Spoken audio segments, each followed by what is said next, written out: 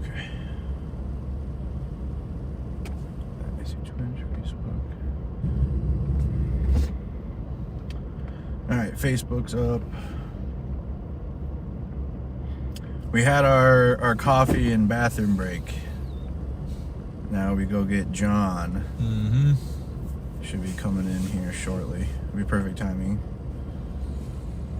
I'm feeling recharged. You feel? I am too. We had a great coffee and sandwich. Everybody check in. I got psyoped by JT into getting a Coca-Cola. So I am paid product placement. Yeah. yes. I have to say the brand at least 4 times anytime I'm on a live stream. At least 4 times. Really awkward when I'm doing breaking news sometimes, but I make it work, you know. Oh yeah. I follow my contracts. Okay. Let's get to John. And then we're going to get right back into what we were doing. Back at it again.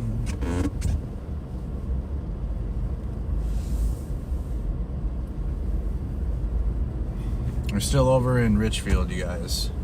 It's been a big day for Richfield activity. Mm-hmm.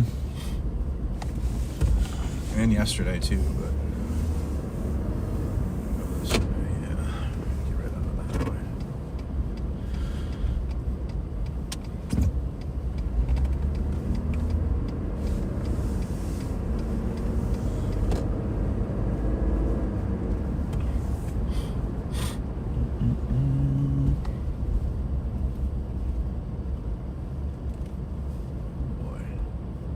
This is a busy one.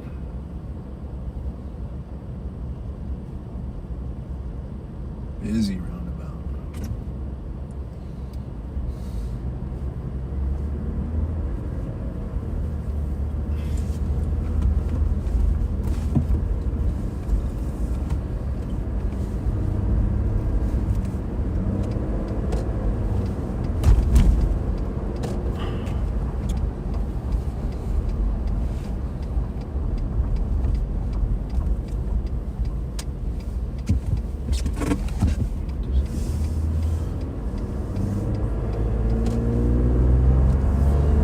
Hope everybody's had a great day.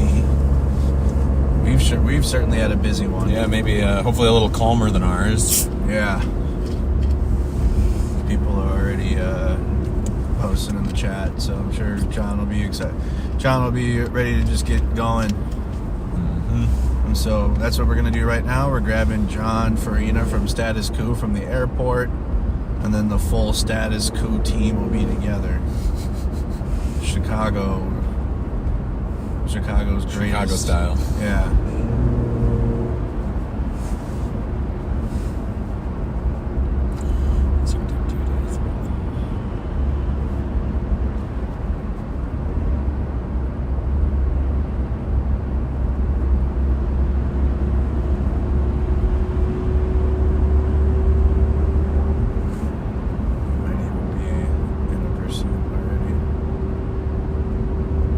Shout out to Mod Nikki for getting everything all edited. When we get to the airport, I'll share it all out. I haven't shared it out yet. We gotta get going though.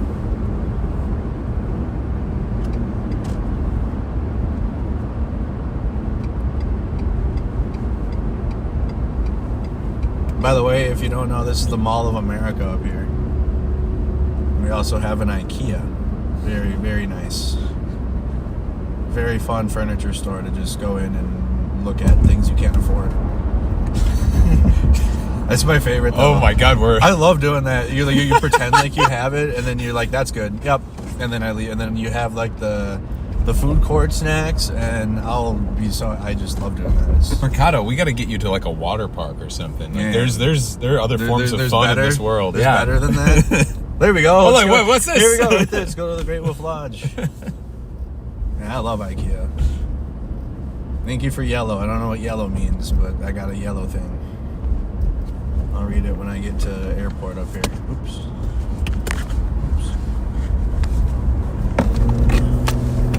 Shut it off. Oops. Okay, I'll fix it when we get to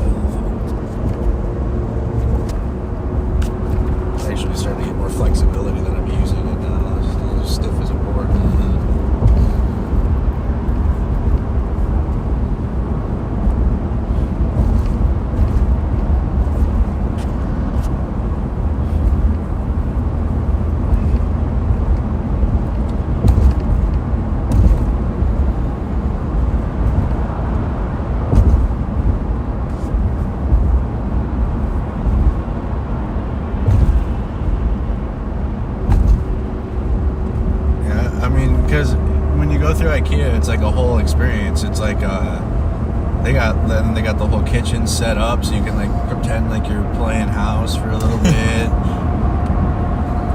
I mean, I go there so stoned and just have so much fun. Not buy a single. I might buy some shower hooks or something at the end, because in the last floor at the bottom they have all the random like knickknacks, like small stuff in bins. So I might get like a doorknob or something, literally. If any of you in the chat think that what we do as journalists is glamorous or like high paying, I want to point out that Mercado said that he goes to IKEA to look at furniture he can't afford. Yep. And then I pretend, and that's good enough for me. I shudder to think what your place is furnished with. No. I mean, I have a couch. I got my station and a bed. All right. Yeah. We don't have the staples. Just the essentials. You know, I don't have too much extra furnishings. Mm-hmm.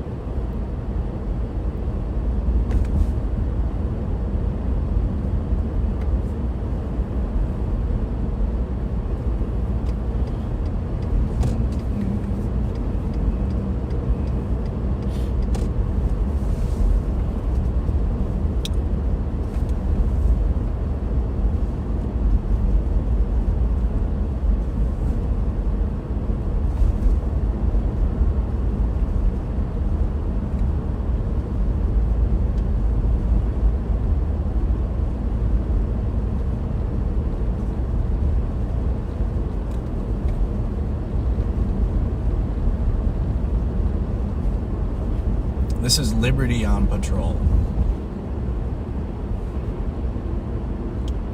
What is? The stream. I'm calling it Liberty on. Liberty on patrol. patrol. So we have in Minnesota, we have the famous Bob and Pat who do live on patrol, and they're Ramsey County sheriffs, and they do literally this all day. People watch. Oh, they stream. They stream their patrol, and they're legendary. They are very well known. Legendary Bob and Pat on patrol. They're live on patrol, so we're calling this Liberty on patrol. Liberty on patrol. Okay. Yeah.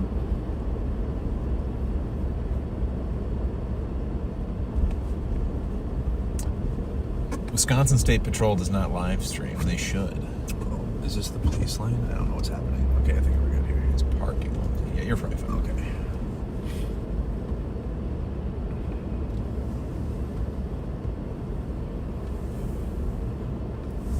Nothing from him yet? Mm-mm.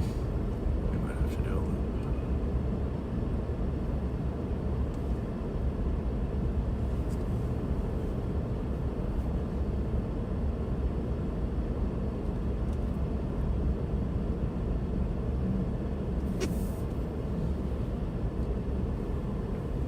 I told him to text us when he landed.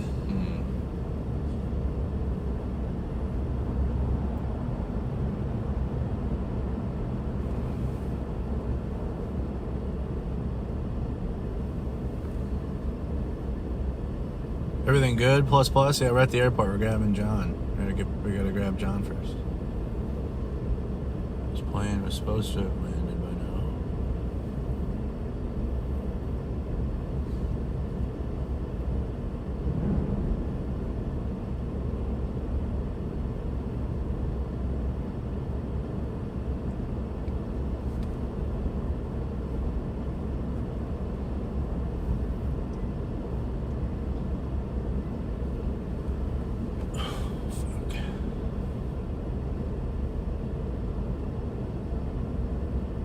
Remember, Monday will be a thing tomorrow, so.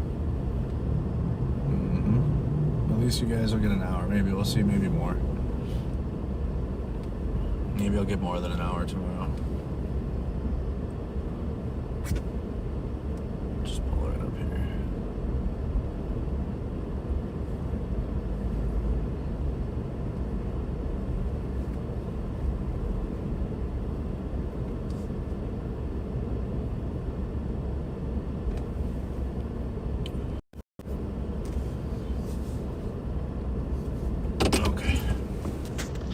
All right, so we are waiting for John to arrive. That's all we're doing. And I'm dropping my phone. Magnet thing. There you go. Shot. The John from Status Quo. Yeah. Yeah, he is our intrepid cameraman. You're familiar with John's work, even if you think you're not. Yeah, you've seen it. You've seen it. You've seen him. You've definitely seen his January 6th footage. Anything that you saw of the Capitol, like not inside the Capitol, but everything that happened right outside. You know, if you're thinking of anything where like the crowd is like beating on the police, or if you think of the shot of like the police officers getting crushed in the doorway, that's all video. That's all video that John got. And he was live out there for 2 hours inside the crowd, as they were making their push inside the Capitol. So I'm very lucky to be able to work with him and to have him behind the camera for me every day, as we're rolling around doing this shit, because he has seen some shit and he knows how to handle himself, and I learn a lot from him. We met John right away. Well, we met John in Brooklyn Center during the police killing of Dante Wright, because it was the same week of the George Floyd, of Derek Chauvin's trial.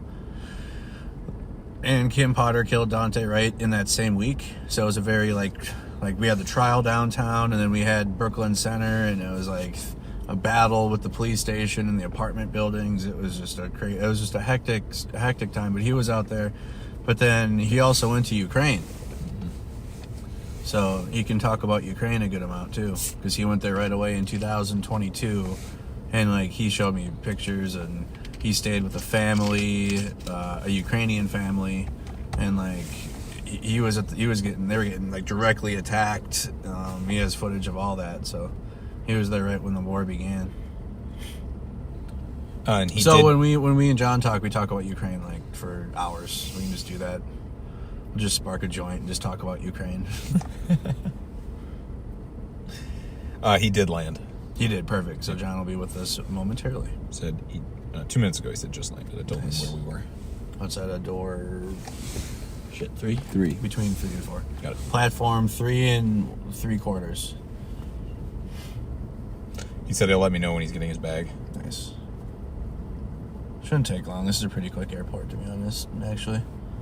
Minneapolis St. Paul Airport is pretty good. How are they doing right at the airport? We're getting we'll get there. We'll plug back into what their people are chatting and shit already. Appreciate everybody in the earlier stream. We actually had a lot in that one.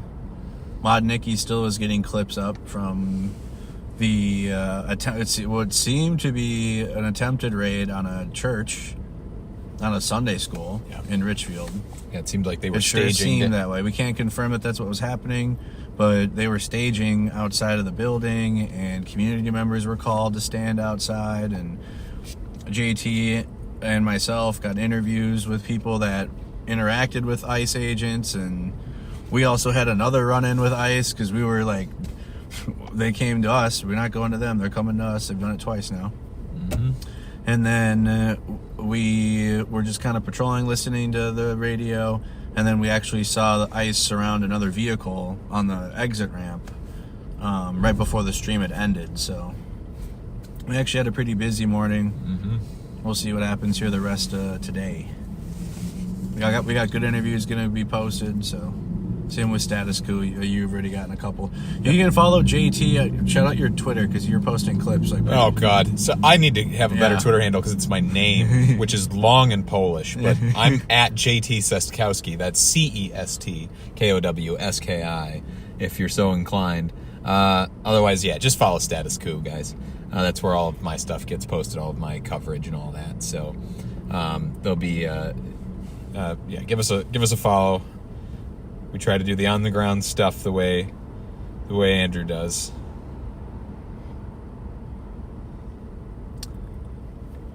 I was trying to post a clip on Twitter, but it wouldn't upload, so I might have to get that up there later. But we got clips on our Facebook page, though. Facebook, go follow. Facebook's booming. Oh, it looks like you posted it. Did it post? Yep. Oh, nice. This one Thank did. goodness. Yep.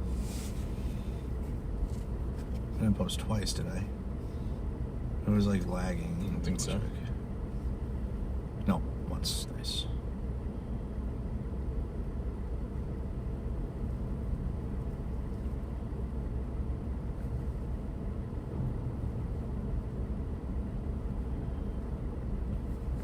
Nikki, also, I know Nikki's listening. Let's use American Citizen when ICE is interacting with people that, you know. Hey, appreciate that, Kemp.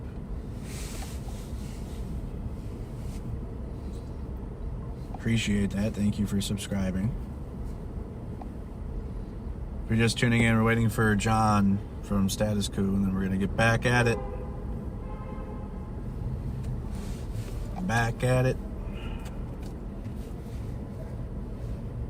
Everything is posted. The stream is already up if you want to rewatch it. I'll try to get some more videos up on the channel of like kind of how we're clipping on Facebook, but I'll post on YouTube as well. For my YouTubers. Twitch, you guys just got to come to YouTube to watch it because I can't post videos on Twitch. I've even tried. You can, like, they offer the feature, but it doesn't work. It's so stupid. To post what? Videos on Twitch, like posting like The clips and stuff? yeah, and like I've tried and it just does not work. So Seems like a bad product. Yeah, it's not a good. It sucks. The people don't. Shout out to my Twitch followers. You guys are great. The platform though and the platform owner are weird.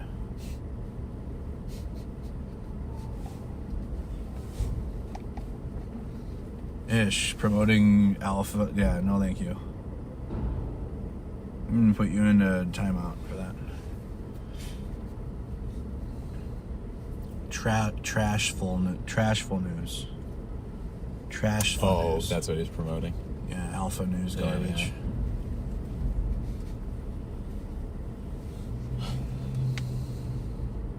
Talk about corrupt media. You got the wife of the Minneapolis police union chief running that thing. Wow, yeah, totally unbiased, no agenda media. Mercado, it's okay that my media is directly connected to power because you voice your opinion. So our media can be funded by billionaires, and like that's fine because you voice your opinion too.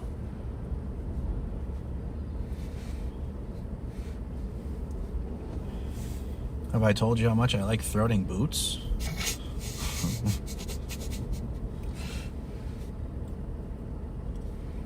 Yeah, we're back at it again. We're just waiting for John.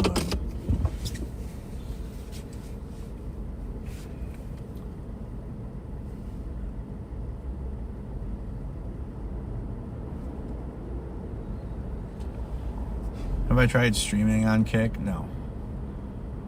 I don't think I will. I think I'll hold back from that one for a while. You'd have to literally offer me money. Trainwrecks would literally have to pay me to go there. So, and I wouldn't have mods or anything. I would just leave it like I don't know. It's an unhinged place. I won't even want people moderating that one. That would be rough.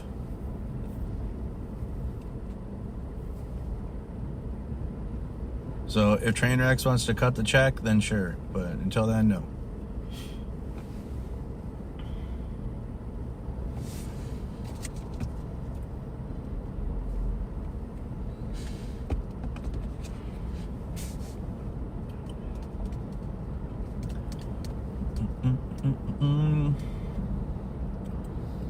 You followed on Twitch, watching on YouTube. I appreciate that.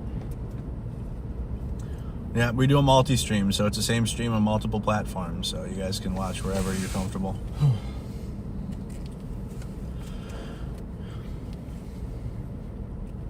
WCCO actually helped promote Mercado Media at first in 2020.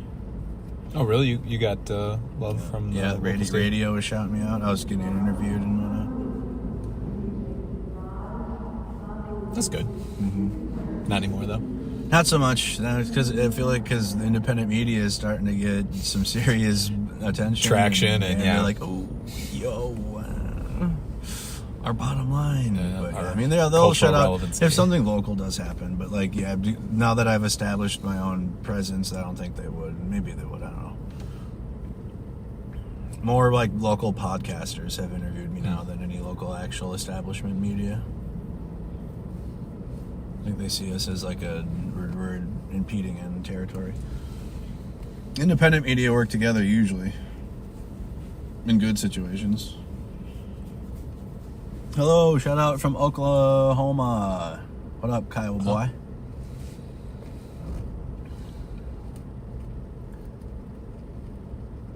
I mean, Kick is popular, but it's an unhinged platform of not really. I mean, just from what I've seen, I wouldn't want to build a community around that. But I mean, it is what it is. It's viewers, but not much. I don't think I'd want to build a foundation around it though.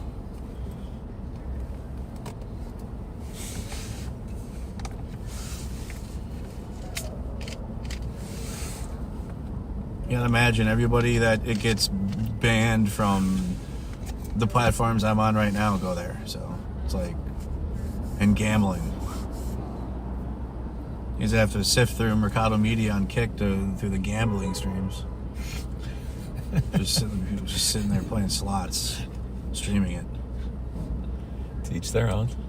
Whatever they got to do. Other times I have gone to the casino, $20 in the slots. That's what you do. Maybe about a $20 bill, maybe $40 if I'm feeling like a big spender, and that's my spending allowance. And I have gone up. I've done well with that $20 or whatever, but maybe as much as 25. Something, If I come up, I come up. But one time I got to 900, and I was like, "Yep, done." Wow. Yep, I got the mini or whatever, the little mini jackpot, I guess, or whatever that one is. I was done, all done, did good, but I don't even like doing that really. I mean, it's like every now and then, I guess, for like the atmosphere and people, but even then, it's like not really a gambler. I like playing cards, but like with like friends and like for fun and with family, or like cribbage with Grandpa Gary or whatever. Like that's fun. We'll probably play cards. We played 11 or whatever it's called. You have like 11 tasks you got to do with cards, whatever it's called. Count 11 or I don't know.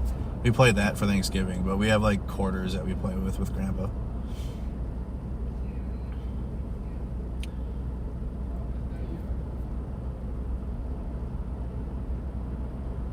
My viewership is way down. Nothing's happening. We're sitting here in the airport. Yeah. We're holding 500 people sitting here in the airport. I mean, really, you're holding 500 here? I'll take it. Woo! I'm not complaining. That's great.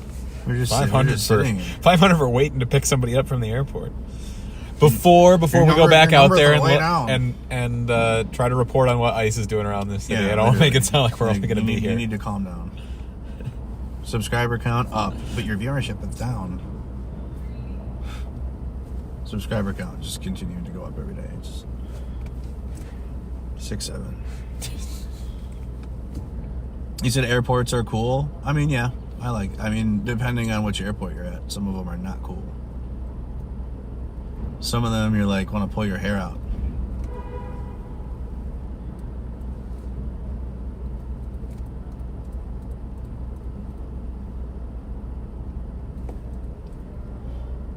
Like Charles de Gaulle in Paris.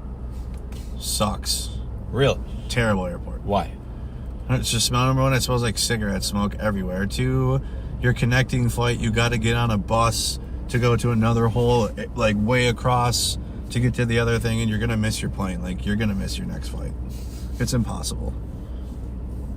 I missed 2 flights connecting through that one. Terrible airport. You said LaGuardia sucks? I think I've been there once to that one.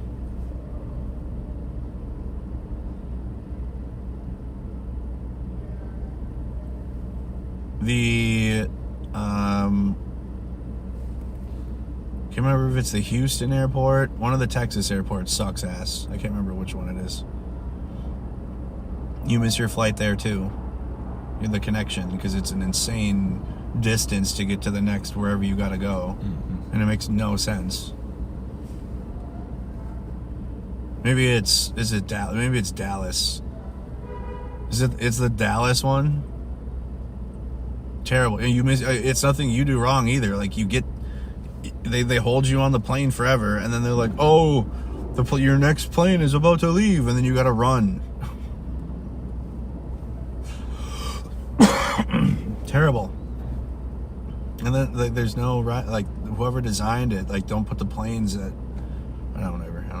Minneapolis St. Paul connections are good. Your shit is right next to each other.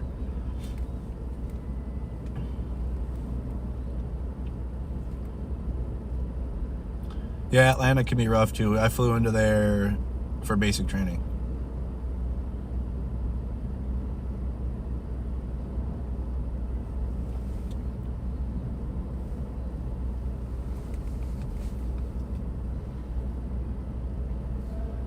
Yep, we're picking up John right now, and then we're getting back out.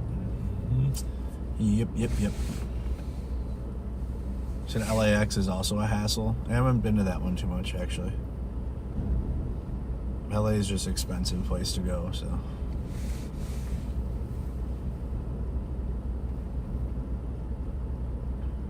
Now that we're plugged in, like, if anything happens, like what happened earlier in the year. Wasn't the fires earlier this year? Was it this year or last year? I don't even. It was this year. What fires? The Palisades. Oh, the Palisades fire? Oh, yeah, I don't know when. I think that was earlier this year, wasn't it? Wasn't that this year in, like, January? Before Trump took... Yeah. Been a long one. I would have been there for that, covering it the best I could on the ground. But when I got to the point where it was even possible, they were like, we don't want anyone coming in. I was like, okay, bet. I'll just stay home.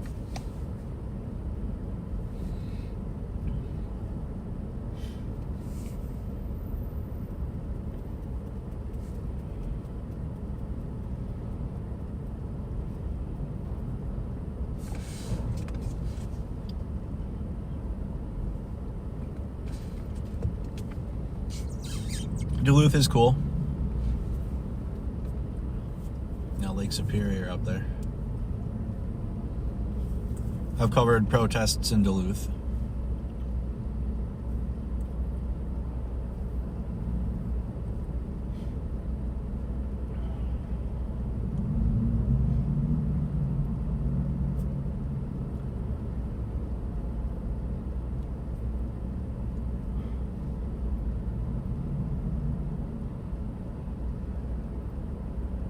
When I was in the military, I landed at Atlanta and had 2 minutes to get to the opposite side with your duffel bag. I was a wet mess. Yeah, it's when you're sweating. I feel like I'm always sprinting through Atlanta whenever I need to get a connection there. Always works out that way. They've got that underground tram, though, that will whisk you between the different concourses that moves real fast. I got a decent one here. It's not underground, but it'll take you to the concourse C or whatever.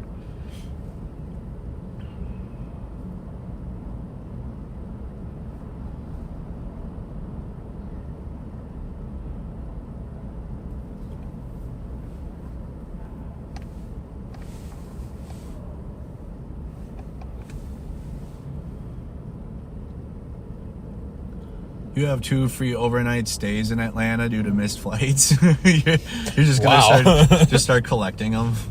Pretty soon you'll keep stacking them. You get a whole week there. And go down to Georgia for a week in the wintertime. It's nice, actually.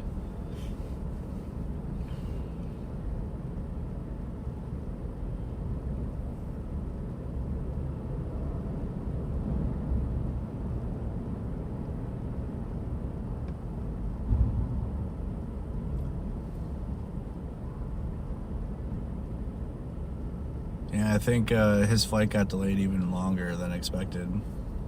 He's almost here now, but like when the plane, he didn't land at the time that they said.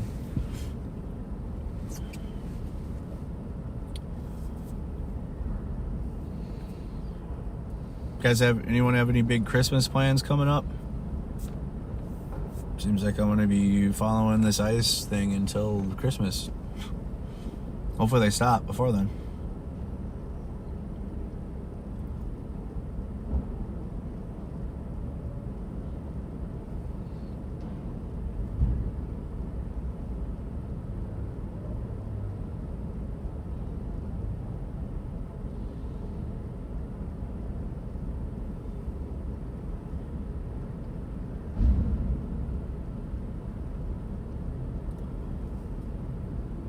Snow removal and ice melting. Nice.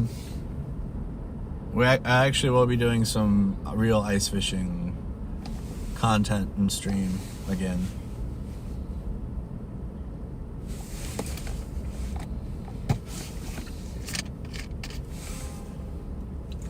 It'll be funny. You said need coffee? I got you guys. Yeah, maybe later in a little bit before I get some. You're going to Asante.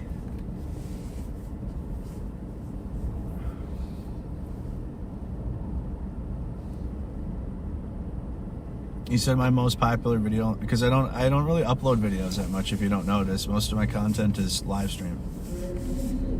My most viewed live stream is like 200,000 views, I think. My most viewed stream ever though was like 6-7 million views back in 2020. Whoa. My first stream ever had 6.3 million views. Your first ever? Yeah. I don't know what to do. But yeah, I had 60,000 people watching at once.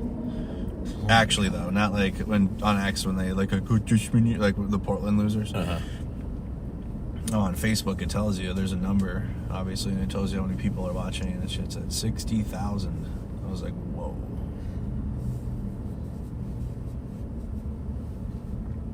So I mean, when you start with millions of views right away, you've already kind of what other top do I need at this point? You know, what else do I need to prove? I already did it. This is just samples are over. I could have like milked that whole thing longer than anything, but I didn't because I didn't know how social media worked or anything. I didn't know how to do content. But I would have been posting, oh man, could you imagine I mean, we got some videos up, like the Porta-John monster, but oh my god, the clips and videos you would have had back then, and if I was doing photos, I wasn't doing any of that. I don't know what the fuck was going on. I was just doing nothing but my Facebook stream. I did no other content. John's calling. I would have been mega super viral. Hey, John. We are between doors 3 and 4. Like Harry Potter. What's that? All right, we're in a silver truck. I don't see you yet. POV the. Oh! I think I just saw inside you come the out. Ice Agent's car. We got a silver truck. All right. See you in just a sec. Bye. 2 dorks looking at us. He's walking up to us right now. Nice. Does he got a big bag? Yeah, he's got his roller with him. Throw that in the back. Yeah. Have him throw that in the backpack so he has more room. Hey, John.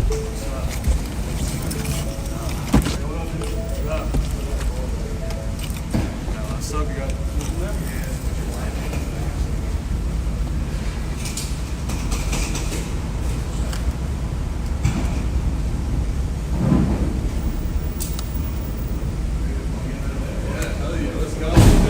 But I told him he would want to get out there right away. Hell yeah. I love you guys, but I wish I was in New Orleans. Yeah, it's cold, man. Fuck this cold. Yeah, New Orleans would have been warmer at least. Jordan told me that on the phone that you were pushing to go to New Orleans. As soon as I hung up, I told my wife, like, John doesn't want to be fucking cold. Hold on. New Orleans coverage, I would have been Feel in free shorts. to shove my shit around, too. New Orleans, what? We would have been in shorts. Yeah, I know. It looks too easy, though. I know it does. You just got to follow Greg Bovino's pack around. This is way harder. And the ICE agents are finding coming up to us and shit. That happened. Yeah, that's been nice. That happened again today. Yeah, that's wild. Did they, so are you tailing them and then another car just comes in? So we're listening. We're like tracking the community feed of like what everything's going on, and then we're just showing up to see if it's going to be a raid. Mm-hmm. And we found them staging, and then we're like, oh, well, there they are staging, and then I'll pull around and like keep a good distance, and then like film, like, okay, there they are, and then they've came over to us and like box us in. Yeah, box us in. Do a little intimidation tactic thing. Yeah, and they never say anything. They just fucking look at us and then leave. Yep. Act crazy. Live? And we're live. What up, guys? What up? We got John with us from Status Quo. What time did you go live today? It's 10 a.m. or whatever. Just live. Just live. streaming Just the whole live. day. Yep. Yep. Just a feed. A day in the life. Yep. During the Trump administration. So no shit, there you were here in December in Minnesota, one of the cold months. Yeah. It's fucking brutal. As soon as I got off the plane, I Yeah, was today's like, holy shit. today's rough, man. Yesterday it was much warmer. Military plane.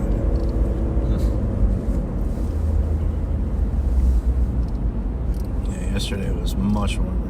Let's get back to Richfield. So, how many teams do you think they have driving around? Oh, they have a bunch of people.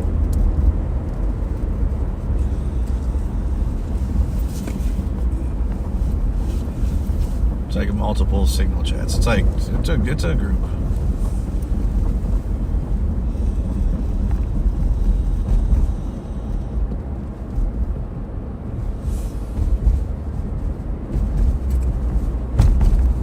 JT, could you check the signal chat and see like Yeah. what they're talking about quick? I was reading it right before. And then John, got are you in that, John, at all? I am. Is that the chat that they?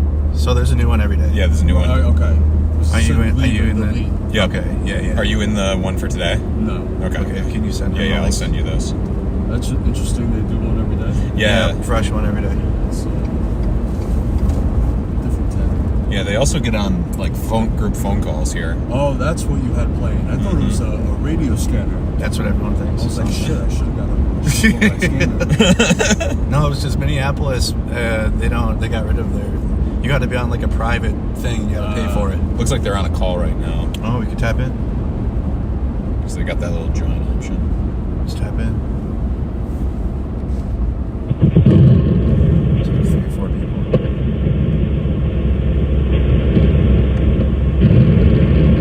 Here comes more train. More people.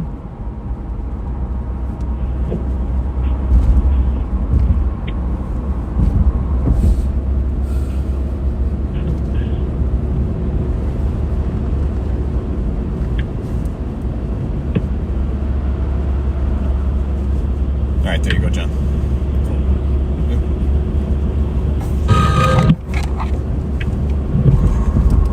Okay, I think this call's done.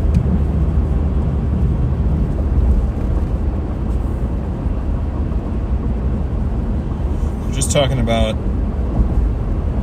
seeming like just checking out random license plates and not random license plates, but license plates Right. in some Nice license random some parking lots, but nothing confirmed yet. License plates. License plates. See what's going on.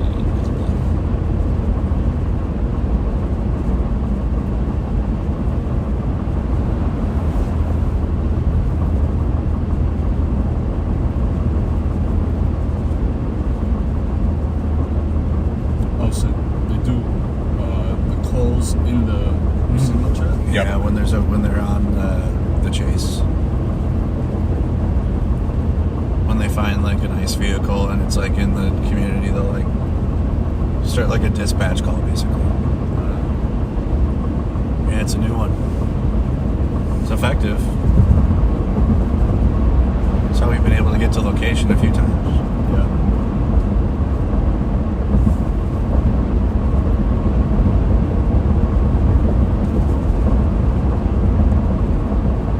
Where's the headquarters? Did we pass it? I think we passed it. The Whipple building. Yeah, it's back there. It's right off it's of right near the airport. right off of this. So it's not far. We've been there multiple times. We'll go there. Yeah.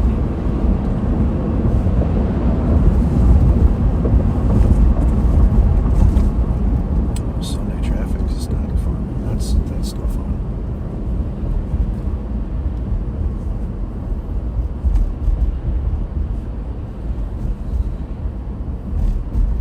Nothing at concierge. Yikes.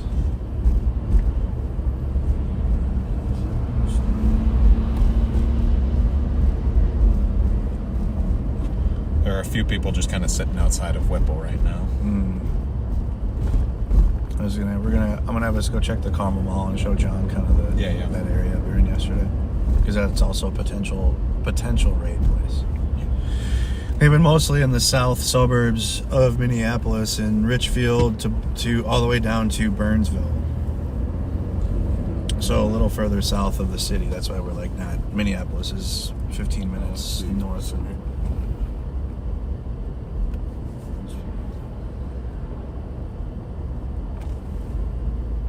I think most of today we've been in Richfield, so this will actually be our first time just checking out Minneapolis, like south side Minneapolis. 4 p.m. Sunday traffic should be illegal. Like, why is this even? Why is this? I didn't realize St. Paul was so close. Yeah, Twin City. That's why it's called the Twin Cities, because they got right next to each other. So if we have to pop over there for something, it's not. It takes us like 10 minutes to get there, not even.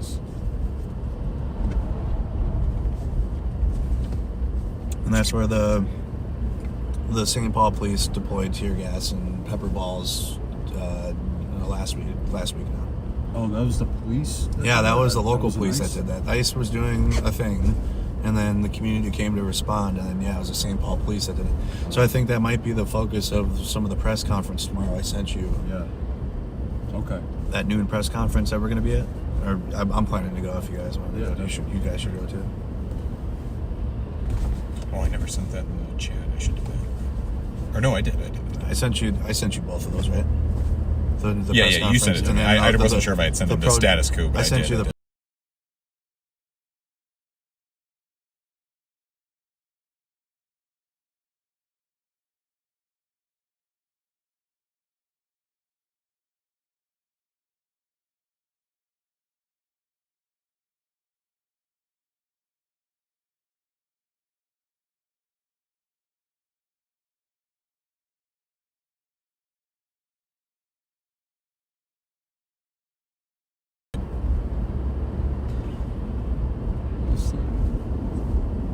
Fuck it, let's go do that. It's You want fun. sled? Let's go sled. Sledding Let's go contest. sledding.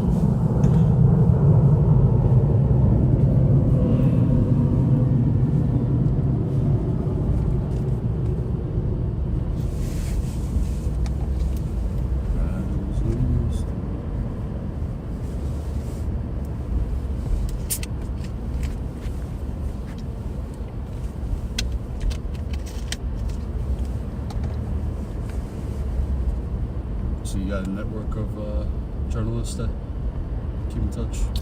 I mean, we all kind of we all have our own thing, but when it comes time to covering stuff like this, like we'll all team up or whatever and work together. Or there's like a lot of the independent journalism in the Twin Cities is connected to activism too. Like they're pretty into it, like on the activist side too. Yeah, I've been here since 21. Yep. Since the last hectic time. Yep. That was was Dante Wright. Yep, Dante Wright. The same week, then you stayed for the Derek Chauvin's trial, right? Yep. It was the same week, so it was crazy. That was a crazy week.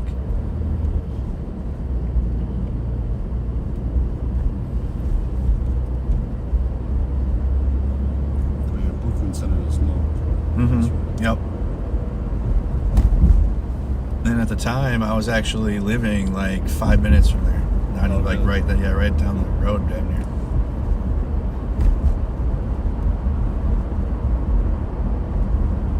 I was living in Fridley, which is like right next to it. Yeah, I see that.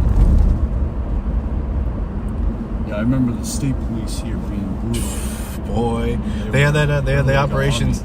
Yeah, they had the Operation Safety Net. So they had just a bunch of law enforcement authority put together with the military. Then, did you remember when they shut down the whole area near the police department there? Yep. And they detained everyone. And what happened? No, sorry. It was like this yesterday. I'm riding around. Who was in the car with us? Sean. So we're riding around in the car yesterday, and just like every 2 minutes we'd drive past something, like either Andrew or Sean would like point out the window and be like, "Remember when we almost died here?" It's just happening again. Yeah, there's been a lot of violence in the last few years here, unfortunately. It has been chill though since, and you know, to the state's credit, they've chilled out, like not tear gassing. That St. Paul police last week. That's why it's a big deal tomorrow, because this is the first time since like 2020 in that time period that they've deployed like less than lethals on protesters or anything. And right now, obviously, this is federal, so it's like this isn't really the state or local police doing raids right now. So.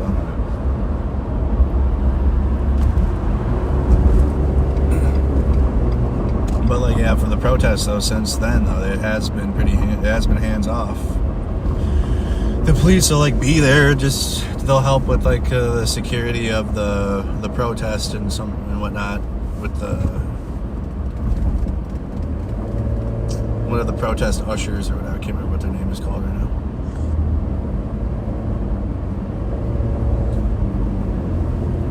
The ones that wear the vests and shit, make sure the protest is secure. Just like the safety team. Yeah, and the police will assist with that. I think the marshals. Yeah.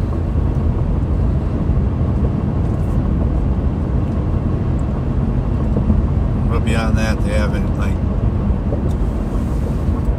been militant towards protesting or anything like that. So How come you're not using your car charger instead of it was being weird, and then we got out, and now I'm just. And then it died earlier, so I just didn't even fix it. I just forgot.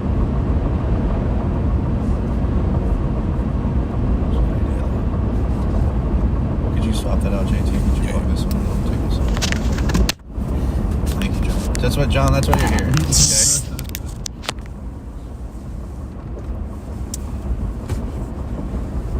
Okay. Speedway's better. Yeah.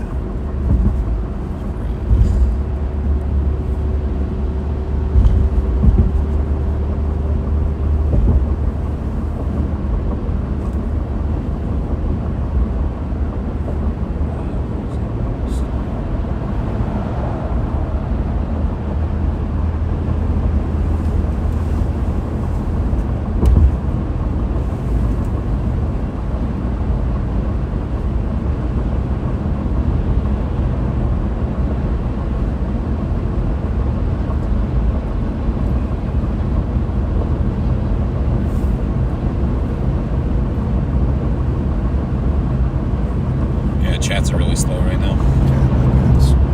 This is usually the time it slows down a little bit, and then it did pick back up last night. Yeah, it did. After I dropped you off, so we could stay out. Yep. I'm okay with that. We gotta get John some coffee though first. Mm-hmm. We're actually going to a decent place. We could probably find coffee.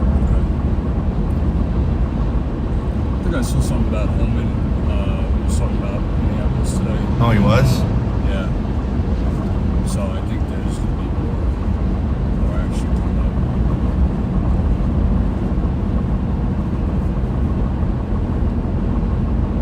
was he saying? Was he just talking shit on it, or what? Yeah.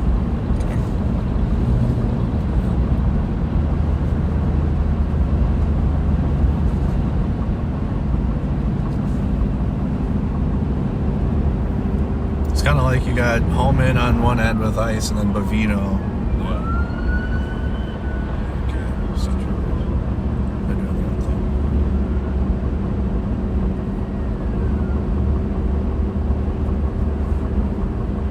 Did you see that they had Nick's order and those clowns, and you know, so you'd have that going on too. Right. Oh, that was an old Yeah, at the end of the night they had a protest, and Nick's order went out there and was doing crisis acting again. Yeah. You already know what he was doing. Yeah. Is anyone looking at me yet?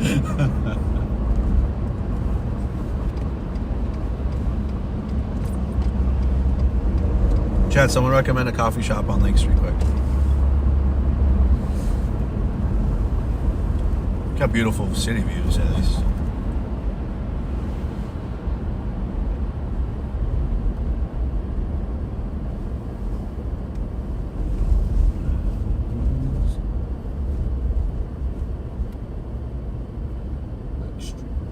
You know?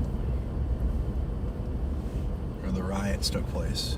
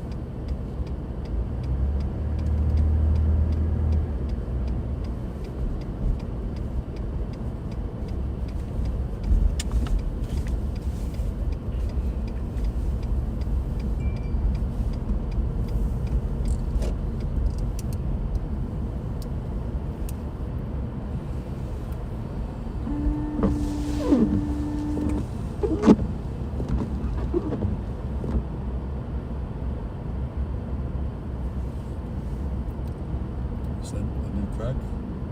Yeah. Yeah. Gonna have to get it replaced here. All the driving and shit we're doing. Now it's cold.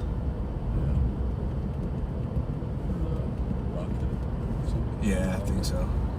Or just the travel to Chicago and back. Just driving a lot.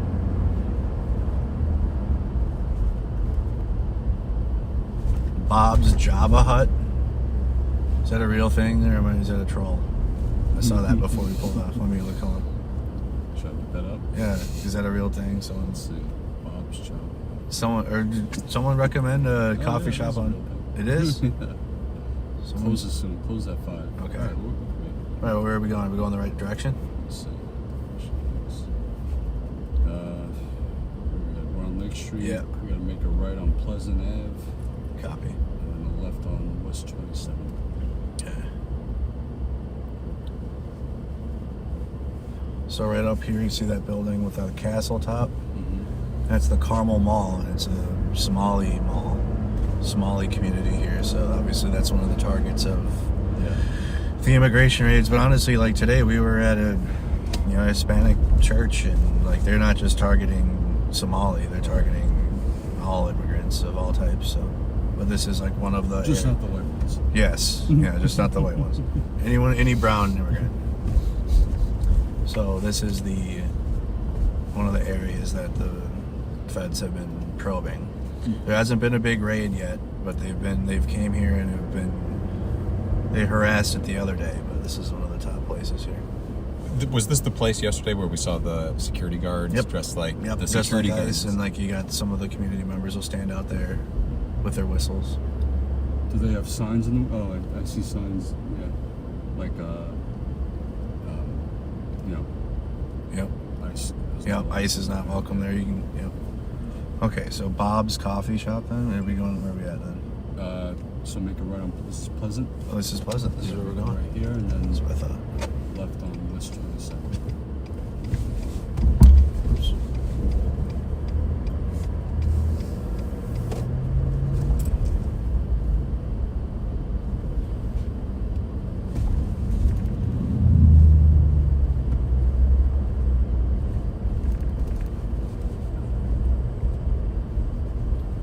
When's the snow from?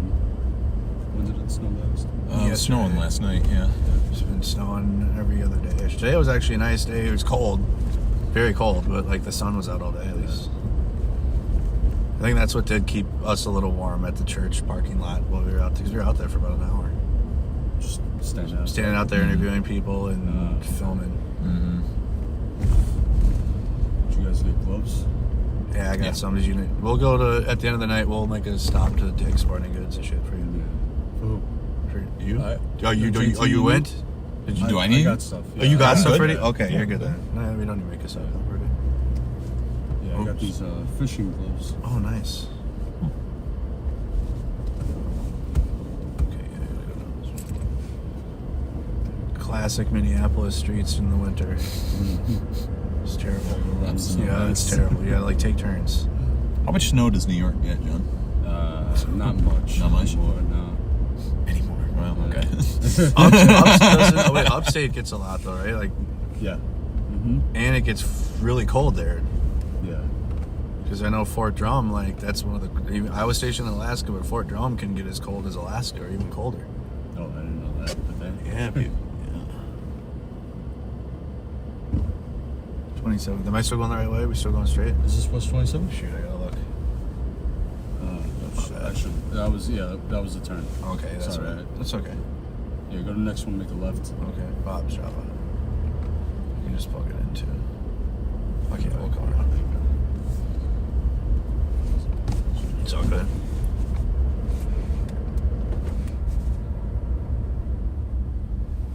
Nothing really in the signal chats right now, JT? No, I was just checking again. Nice. There's only been 3 messages in the last, whatever, since I last told you. But it has been slow. Dinner hour for ice. Mm-hmm.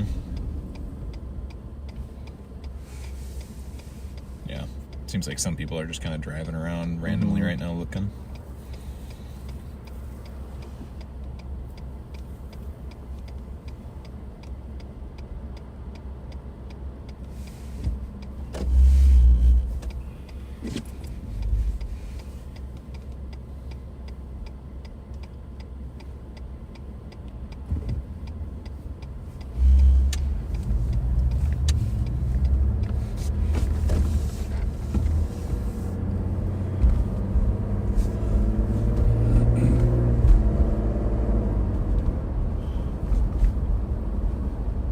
I said this specific area too is a place where ICE has been reported to patrol around too. At least in the chats, people have been coming here and monitoring it at least. A lot of the ICE activity today was in Richfield, so we probably can go back there and I don't know about. Richfield is south. Yeah. Oops. I'm sorry about that. Mm-hmm. No, you're good. Oh, is this juice? No, it's not. No, it's up here. It's No, where you get the Juicy Lucy. oh, you wanted? I thought that was. It looked like the. It's the Matt's place where I bar. got Okay, it. so John wants a Juicy Lucy, guys. We gotta get John. Well, that's what we'll have tonight. Then we'll get a Juicy Lucy. There was What's a Juicy Lucy? It's an amazing burger. You'll love it. Okay. There you go, Bob's Java Hut. There Oh, it that is. was cool. Yeah, we'll go there. I'm gonna flip around, so we're on that side of the road.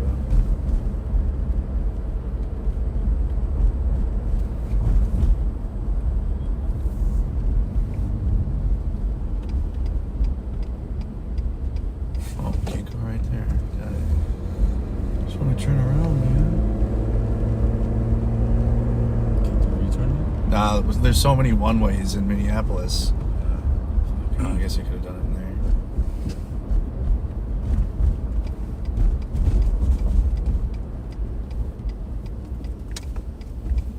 Oh, dumb.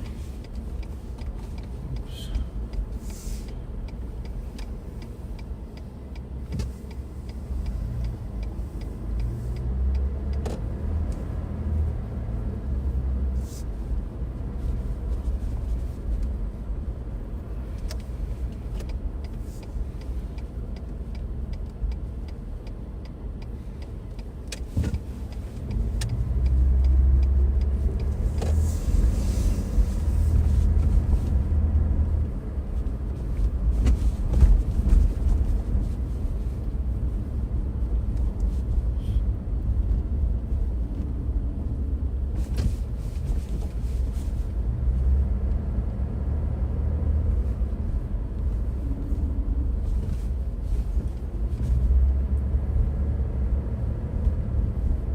We'll probably go to the 5-8 for the Juicy Lucy. We can go to Matt's, but we're not gonna. We will probably be closer to. I think it's closer to Richfield than Matt's. Matt's is here in South Minneapolis. I think that's where it went. That's where you got for your Juicy Lucy was at Matt's bar. Yeah. Okay, good. We can go to the I 5-8 think that's then. where it went. We can try the other one.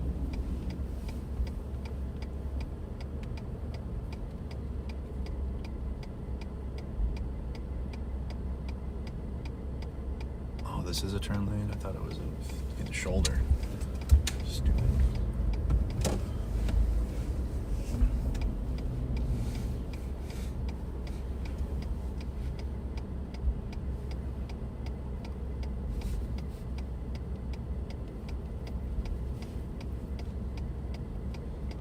Yep, that's where I went. Okay, you went to Matt's bar. Yeah. Still a good one though. Yeah, I recognize that side.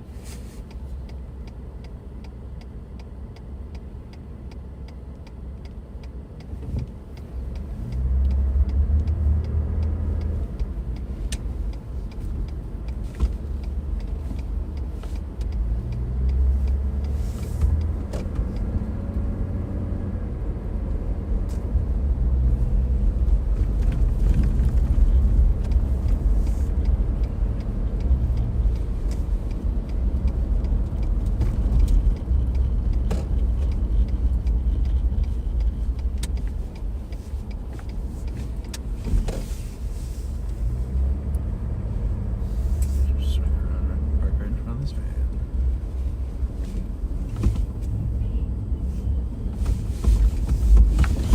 Look at this.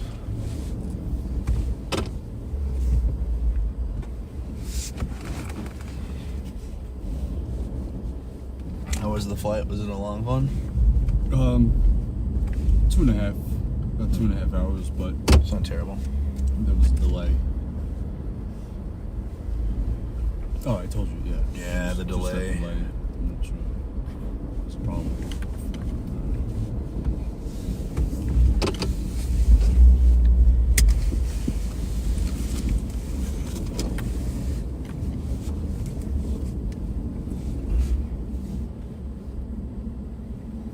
Okay. Just let the stream on. It's fine. They'll be fine. You guys will be fine, right, chat? Hey, do you want me to? All right. Yeah. Hey, you go get your coffee order and I'll get that. You want to Yeah, just give me something good with caffeine, some strong caffeine. What do you? Like whatever you, it's caramel something. Caramel? Yeah, caramel Okay. something sounds good. Thank you, Jim. I'm gonna get a safety meeting prepped.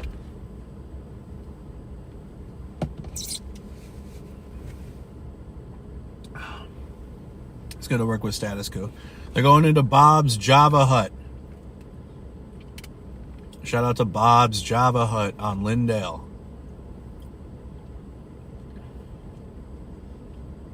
John is definitely the type to want to go and check out local spots with doing journalism, so it's awesome. JT is too.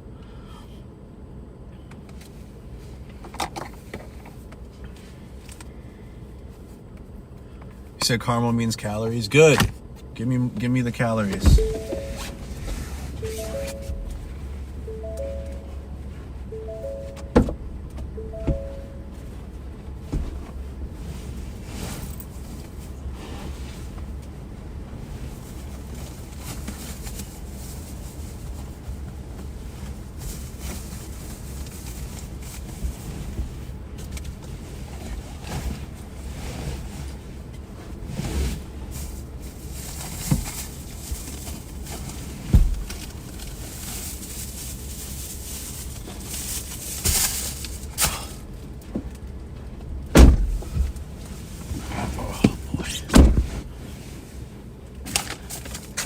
Time for coffee. I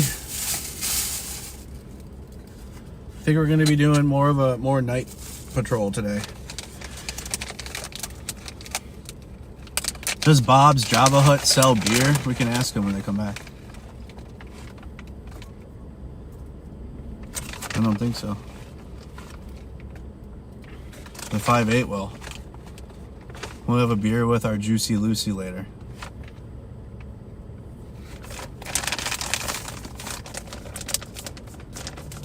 We're going after the night bite.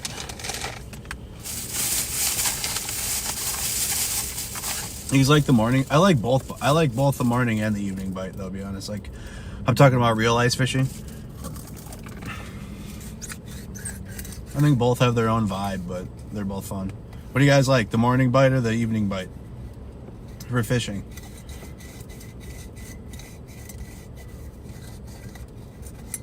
I like when you can go for a whole day and then you get both of them and then you take a little break.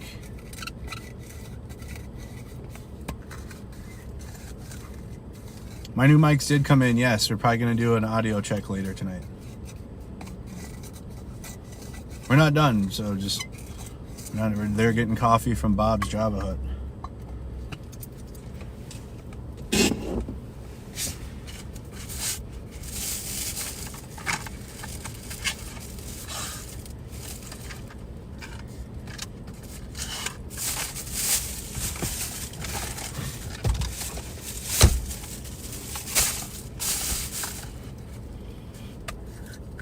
No, Bob's Java Hut does not sell beer, says Gene.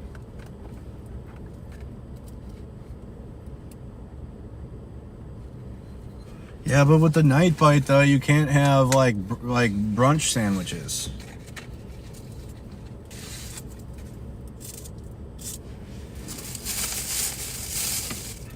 With the night bite, you can't have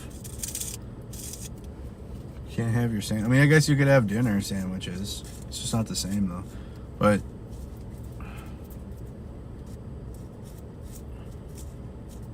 I feel like I drink more during the night bite, too. Like, during the daytime bite and the morning bite, I'll have safety meetings. The nighttime bite, you know, I'm more interested in drinking a little bit more out on the lake.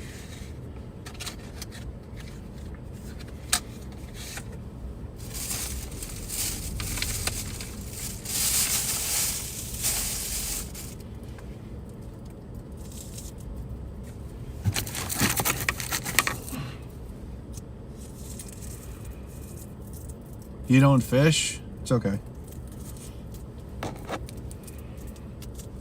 Fishing's fun though. It's a good test in patience if you have patience. If you don't though, you're not gonna like fishing. Fishing is not gonna be fun for you.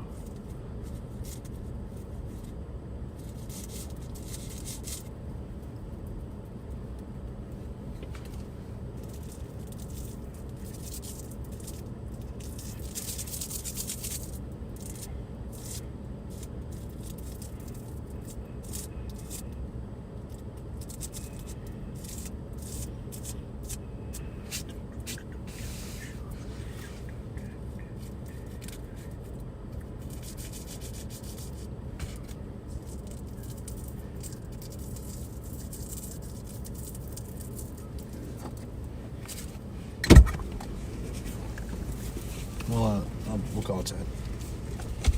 Come outside? Yeah, that way we don't.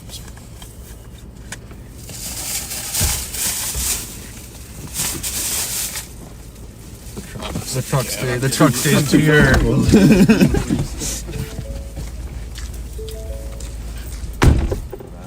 on the stone.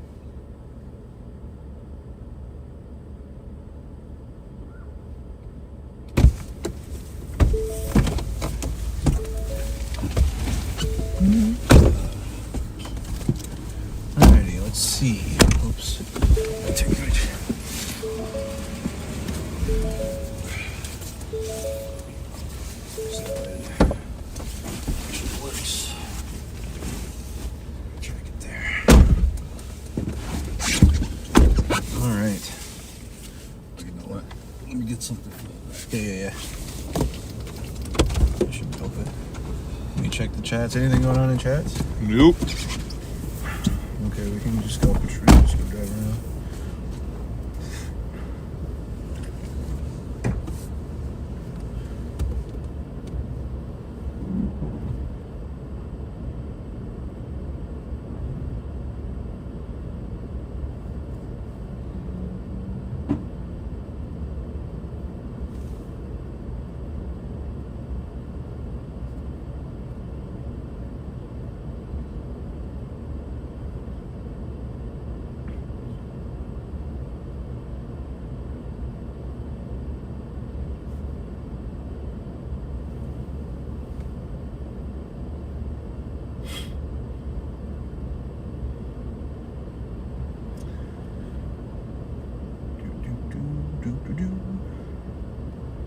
Anybody check into the stream, let me know where you're watching from. I got the chat up now.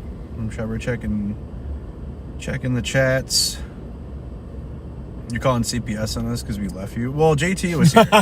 Don't worry, JT. Yeah, I was here. I was supervising you. I Yeah. just wasn't talking. That's a bad stream host of me. What am I doing? And what the hell, you fired? Yeah. Thank you, Chris.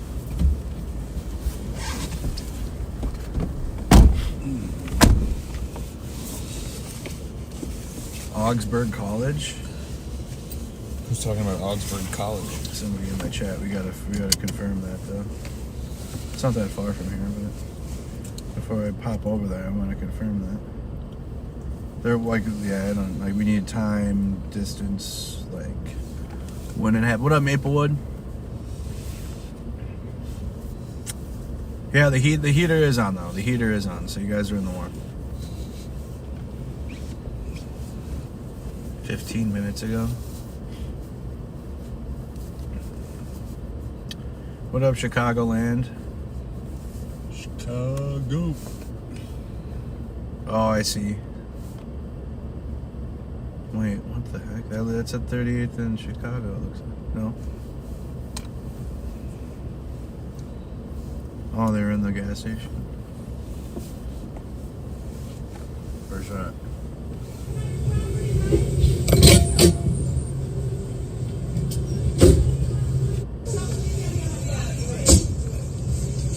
Hey y'all, this ice, they had my job.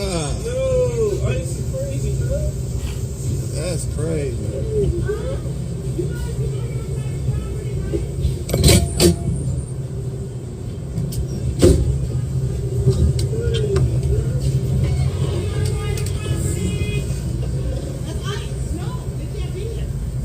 True.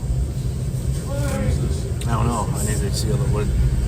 Ice cream, ice cream, graffiti. I don't know. Someone in Discord who sent this, can you give us the Speedway. location? It's a Speedway. But What's that other store next to it?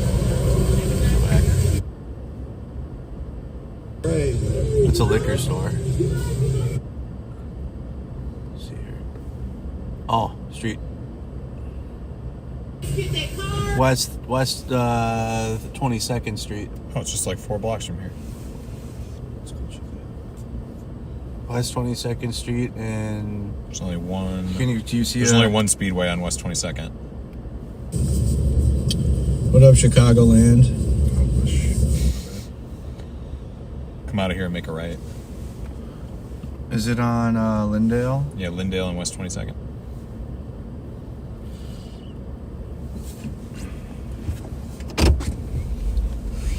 There's a lot more light, so it looks like that was a little earlier. Yeah, might have been. We can just go check it out. Yeah. No sense.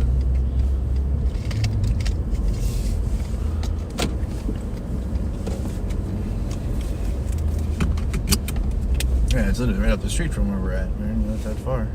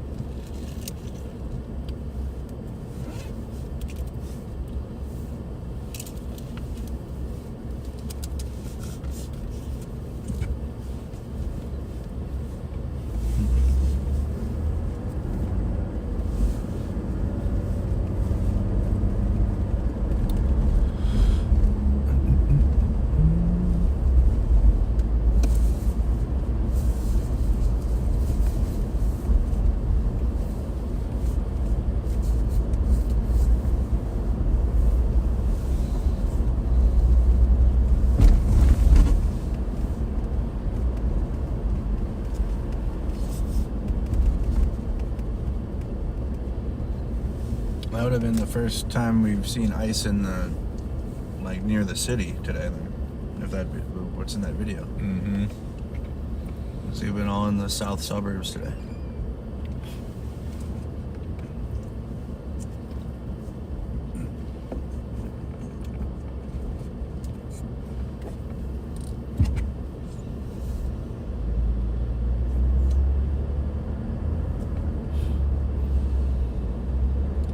My mods are telling me that if Louisiana stays like it is, we could probably still even make it to New Orleans. If Greg Vivino makes it a scene like he did in Chicago. Well, yeah, I mean, This is the Speedway. they're very comfortable there, so I think they'll stay there as long as they have to. What they were telling me is that police are basically setting up roadblocks for them. This is the Speedway right here. Yep. I've been to the Speedway now that we're here. I've filled up at that one. Yeah, the ice is gone now.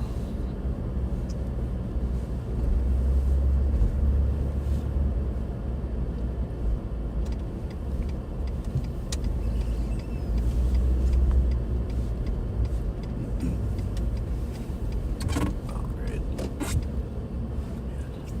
Oh, When you boy. get a chance, can you send that video? I don't even want to go down this road, man.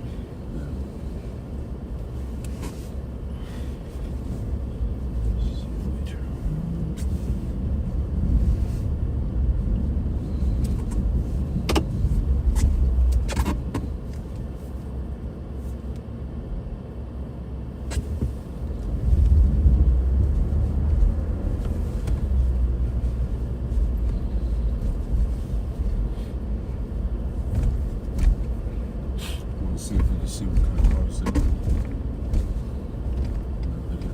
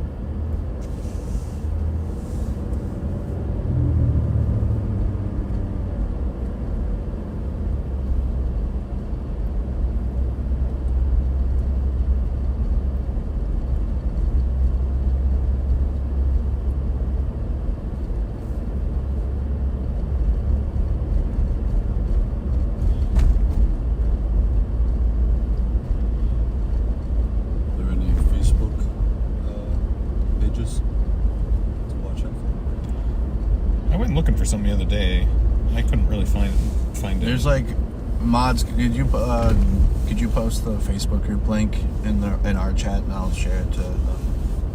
I think there's like one. I wonder if Red Dot is working. Yeah, I don't have it, so I don't know. From what I've been able to see, I mean, there's Facebook pages that will go live and do streams. Noticias, Minnesota has done good. La Raza, Minnesota.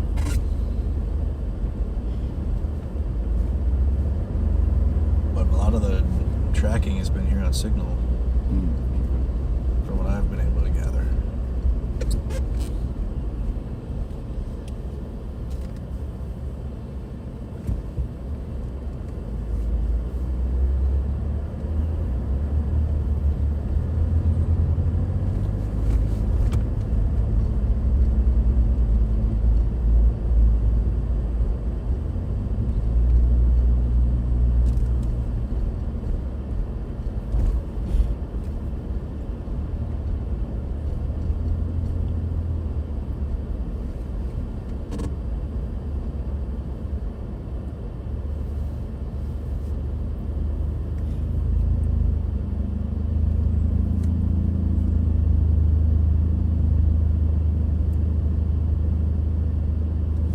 The Richfield mayor is going to make a statement about...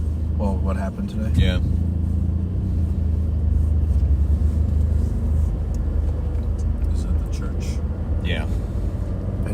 normalize presence in their treatment of the community. Pointing a gun at somebody. Yeah. He's making a statement tomorrow. Just like Doesn't say. I don't think it clarifies. Like, Just says ask. Yeah, they're just him and the local state rep are drafting a public-facing statement about. Boy, the wait till situation. we post the video of Grandpa and Grandma. We're gonna hit them with that one right before Christmas too. Mod Nikki, we got it right before Christmas. Show them how they treated Grandpa and Grandma. Grandpa couldn't believe it. He was mad. You know, Grandpa was upset. Yeah. Great, that car took forever to get through the turn. They pointed a gun at him. Yep, Yeah. Anna and Grandma. There's this like elderly couple that was like, we're just gonna go out on Sunday and just monitor during church service time for our because our grandkids are like, and it was like, great, like, Volunteers. yeah. Mhm. And their motivation was their grandkids. I'm pretty sure them and the guy that we got the video from both just pulled into that same parking lot that we did. Yeah. I mean, we're fucking lucky that they didn't pull guns on us. Probably because they saw press, they had to, because I have They this have to here. know that. And like they already ran me yesterday. And if they put, and then like we have cameras already rolling, so if they pull guns on us, like it's like we have hundreds of people watching right then and there, and then you take your video, and then they're fucked. I bet you they're watching their stream. now. Probably. We were talking about that earlier.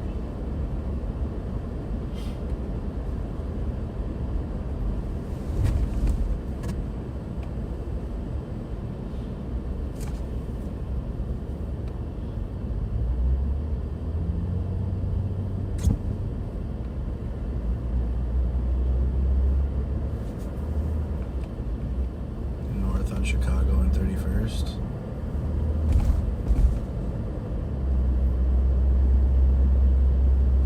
What's up here? They have really good Somali tea too in the Carmel Mall. Should get some tomorrow. Yeah. Yeah, it's really good. No description of the car though. No, they don't have anything. Okay, I can't follow.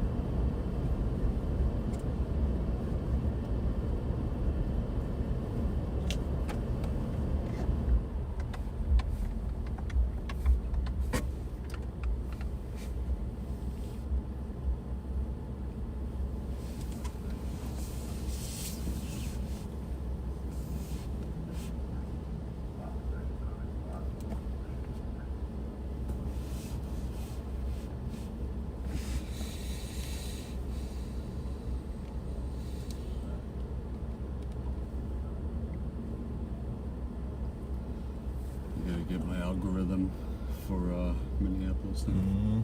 Mm-hmm. It's all been like Chicago and Charlotte.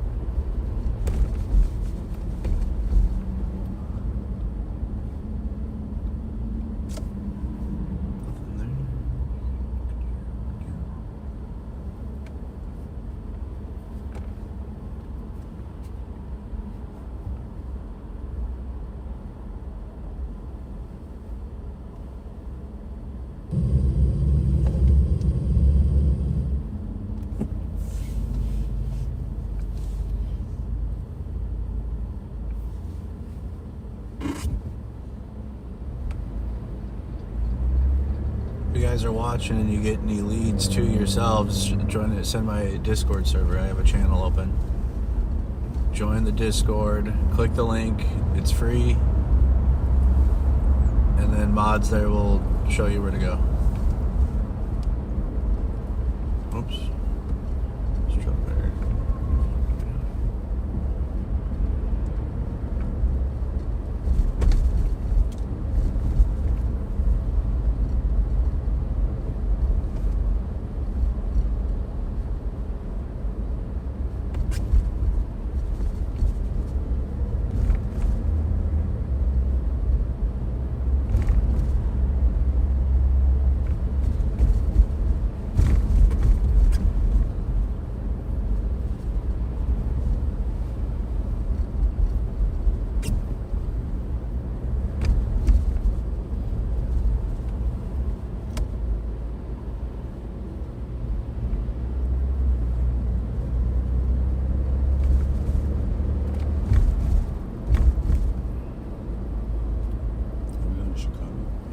Street. Chicago should be coming up here.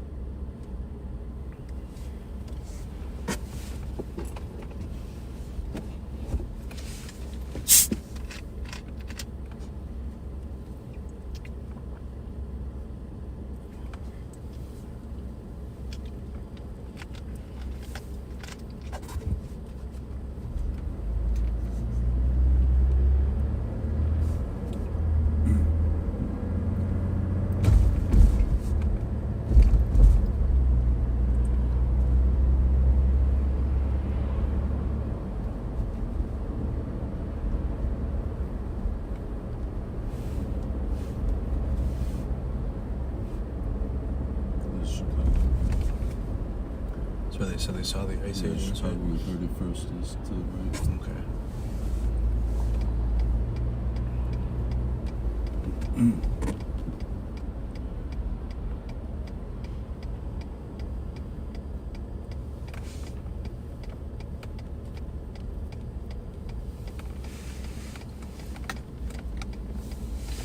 We don't know any car descriptions. Nah, they didn't. I don't think they posted it. Mm-mm.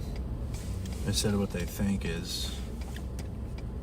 Well, what's that Tahoe doing? Mm-hmm.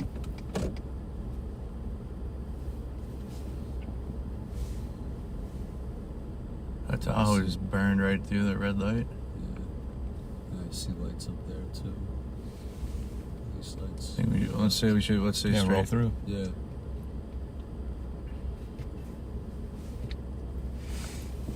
And they have been driving crazy. Like they're driving however they want. Mm.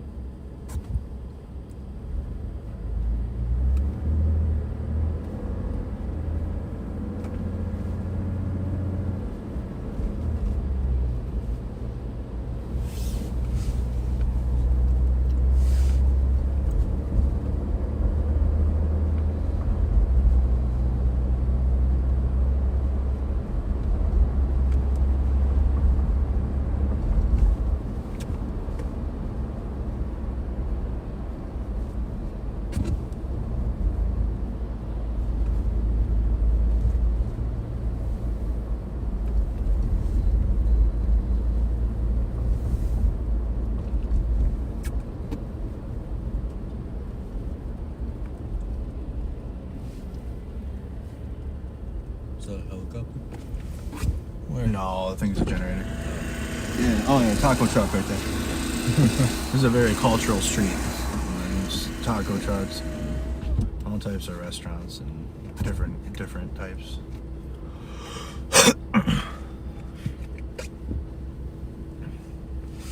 Oops.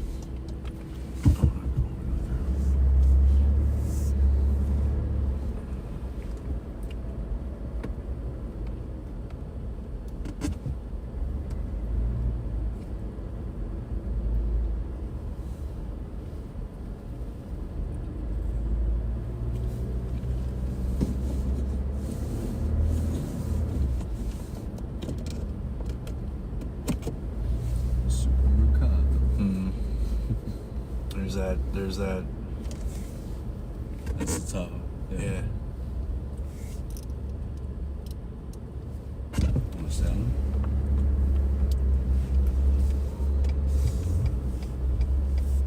It's just The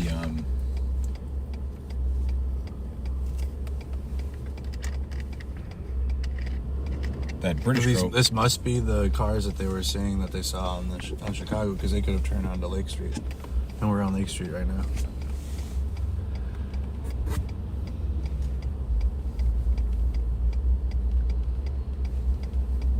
See how they drive here, so you'll be able to tell right away.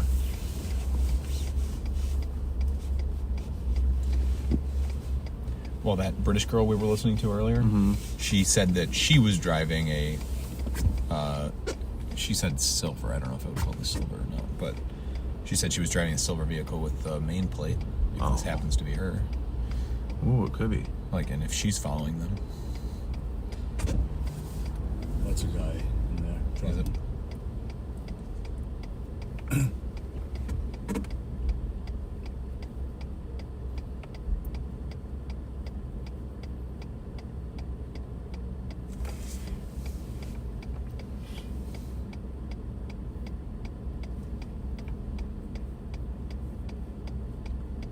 Nobody's posting about it.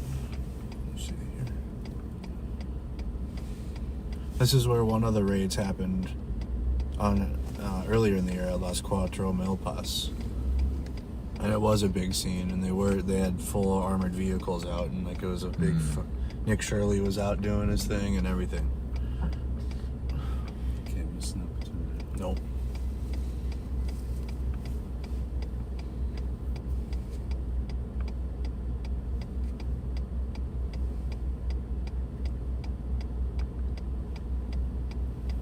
Maine's a beautiful state. Never been there. Never been there?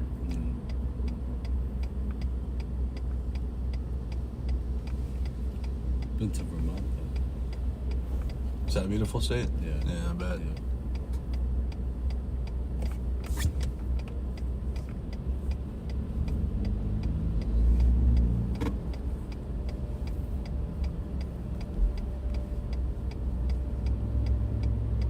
Anyways, what did Holman say today about the thing? Do you Let me know? see if I can pull it up. Yeah, what did he say? This bus is being a chonker right now. Come on, go. Get your PT Cruiser going, lady. It's a bus lane. Oh, boy. Fuck me. Okay. I'm not going to be able to. It's cooked.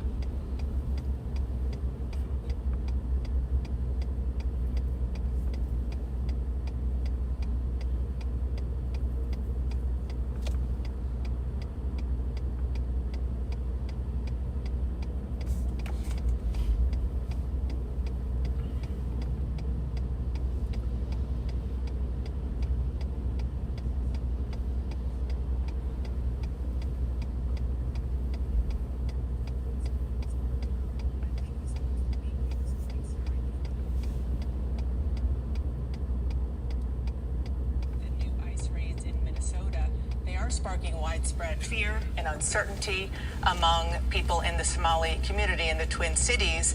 Now, that Somali community in Minnesota is about 80,000 people. The vast majority are U.S. citizens or legal residents.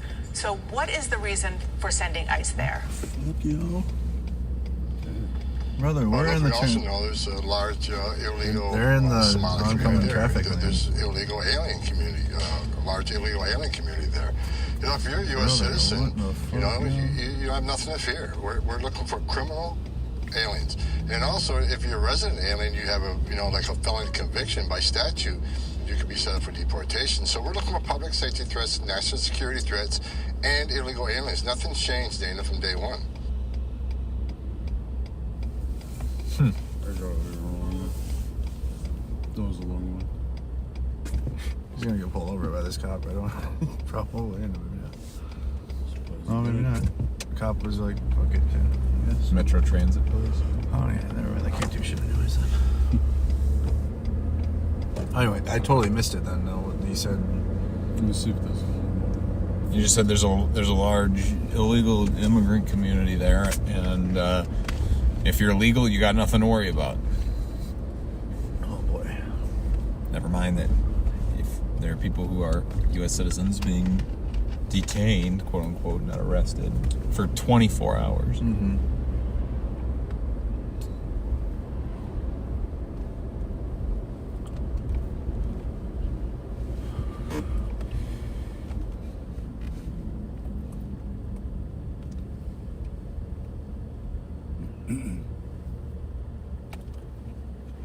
Yeah, Tom Homan's bullshit chat.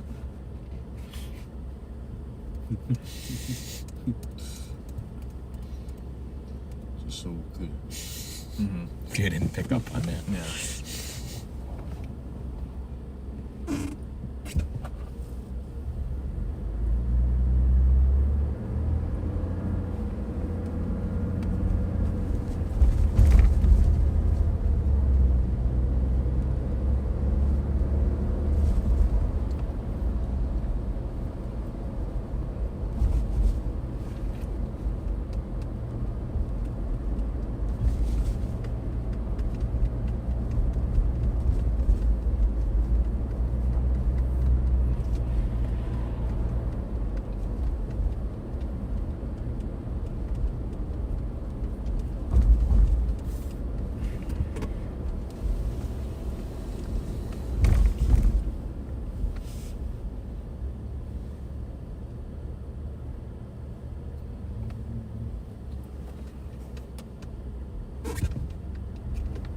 It's a big ass mic.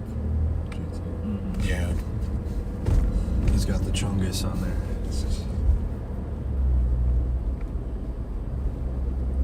And back towards Lake Street. Does that sound any different on that? Longer boom mics have a more concentrated pickup pattern, so it'll exclude more background noise. Nice.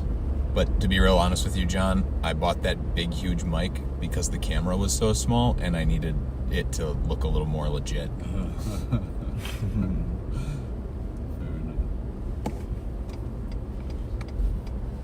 And I do get treated a little bit more serious when I have the mic on there than when I don't, I think.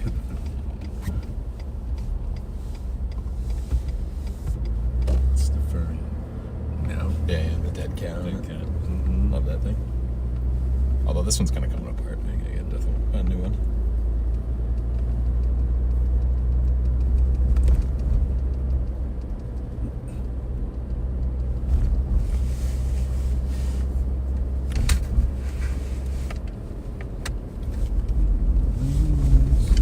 Too bad we can't play Christmas music.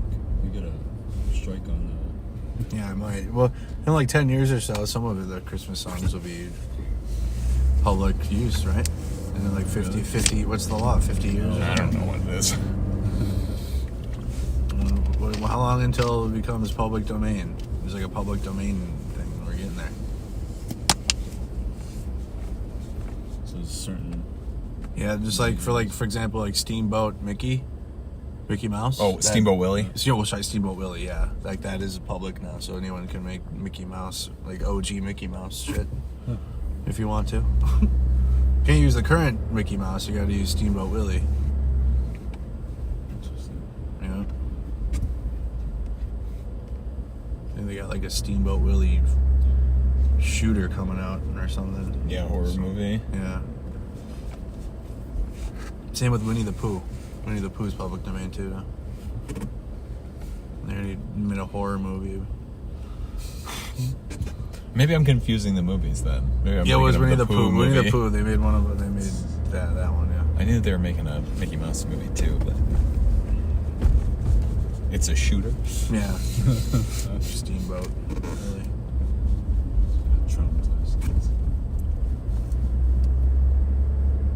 Oh boy.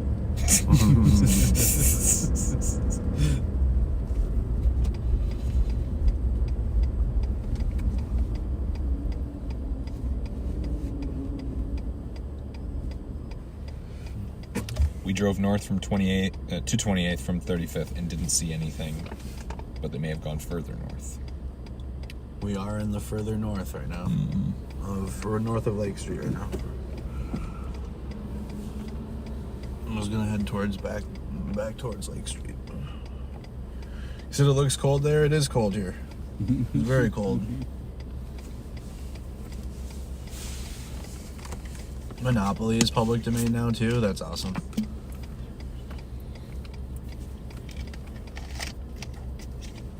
So people can make their own. Yeah, you can. Yeah, it's no longer copyright. Protections expire.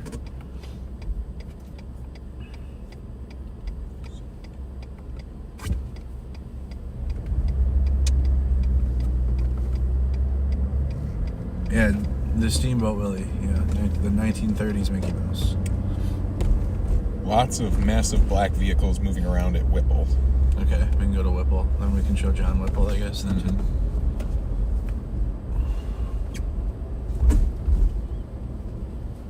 That's where we got stopped yesterday. Right here? No, Oh. at Whipple.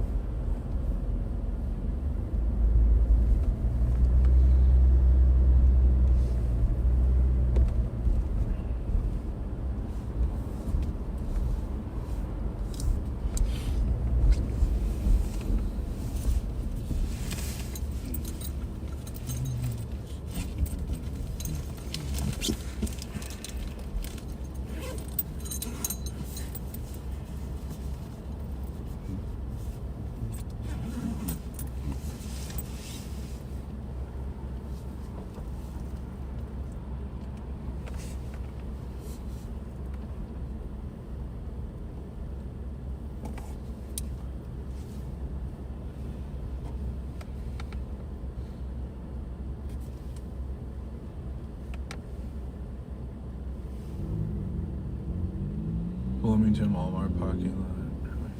This is device. You seen that one, JT? JT, No. I was What's up? thinking we could do it live in the car right here. You want to do it here? Or I mean, how would that... do it side by side with Adrian, Mercado? Yeah, That'd be kind of fun. whatever you gotta do. See Okay. what they say. All right. Yeah, our boss is asking me to do a live tonight, just talking about everything we've experienced. Because what time is it? It's 5, so it's 6 Eastern.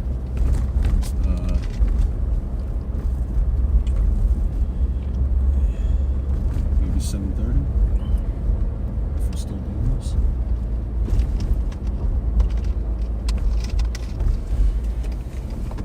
$7:30 Eastern, so 6:30. Figure out the time we can get dinner. Yeah.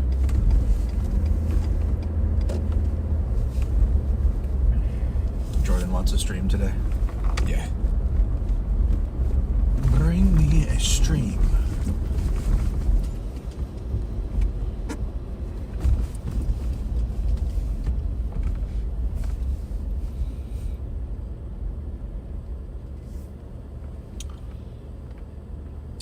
I came up with this idea in the shower. I was taking a shower. I'm like, how am I going to cover what's going on? I'm like, oh, I'm going to do it just like we did in Chicago that one time. Remember where I just like threw that live up? Yeah, no, that was great. Just like, fuck it. It's a great way for people to see, you know. Yeah, and we have a lot of community members from these cities tuned in, and like they've been sending information, so it like works out for Nice. you know, I think it's what we're great. trying to do.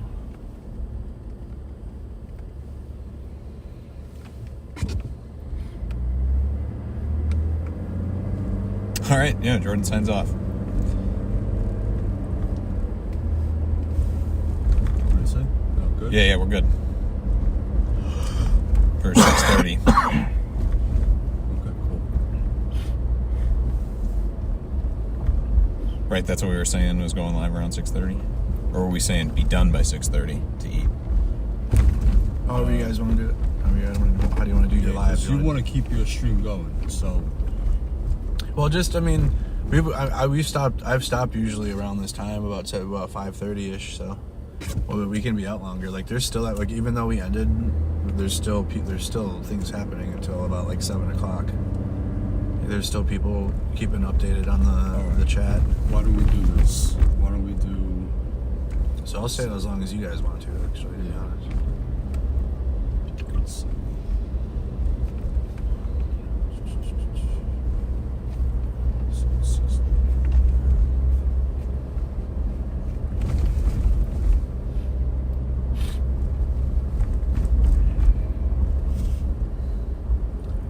Anything on that Bloomington Walmart JT in the chat, or was that anything? Let's see here. That Bloomington Walmart's been brought up multiple times now. Anyone around Walmart seems like someone was taken at 4:50 p.m.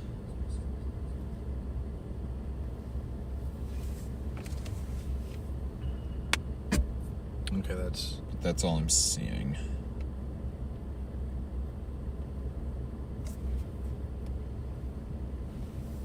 Yeah, anyone getting messages of ICE in the Bloomington Walmart parking lot from 4:45 to 5 p.m. Anyone have eyes on this?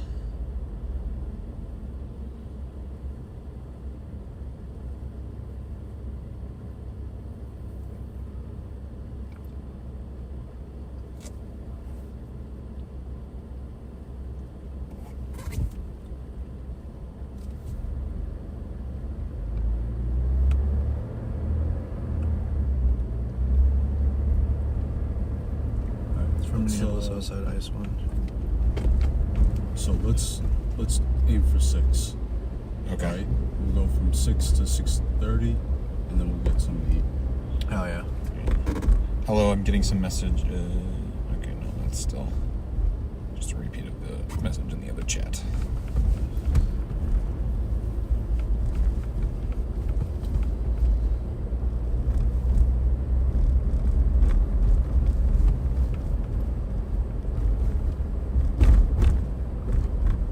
A photo with agents taking some. Noticias Minnesota posted a photo. What's that?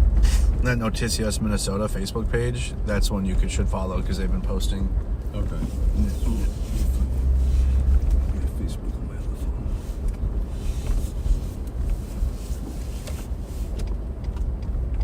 They've been on the scene of raids too, actually. They've been getting there, so I followed them last night.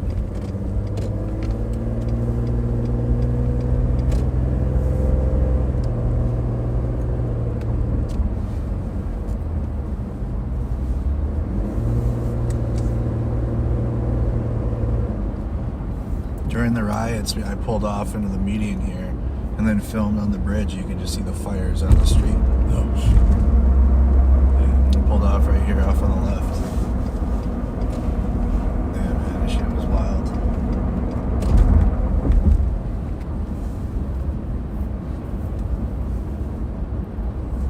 what's the Facebook page? Noticias MN.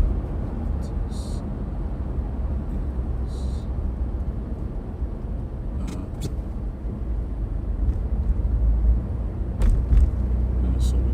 Yep, MN, like the capital M, capital N.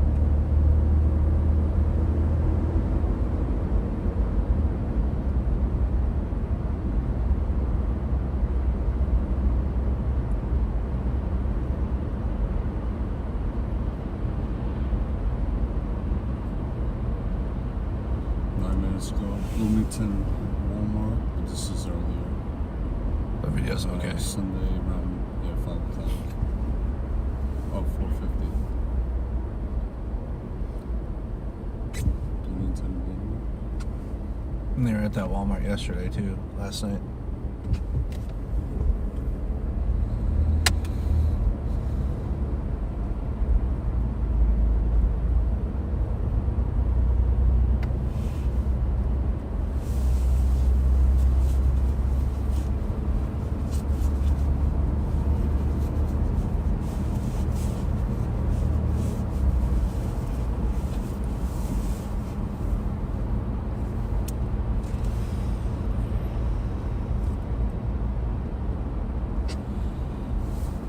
When we get a chance, if we could just pull over so I could shift on to that side, so I could shoot from here.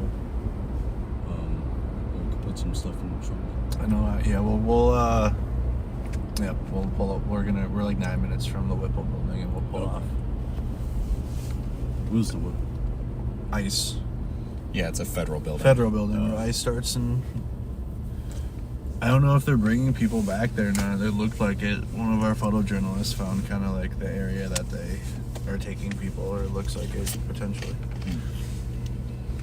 It's a lot different than like Broadview, where it was like the public could see the vehicles coming in and out. They got like multiple gates and security, so that people can't get back there at all.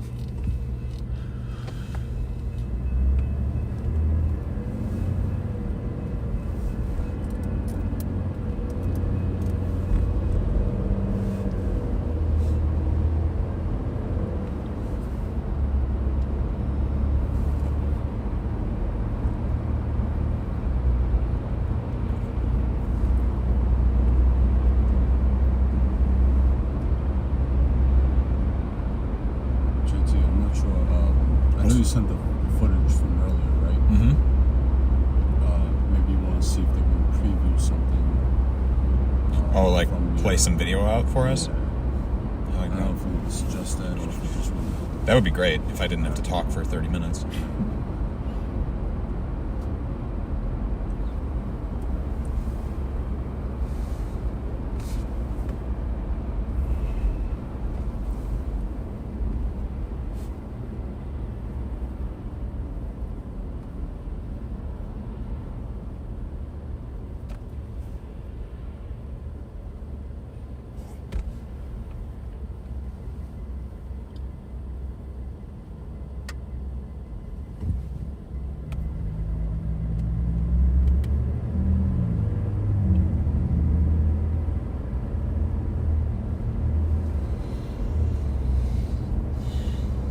The Whipple watch is crazy.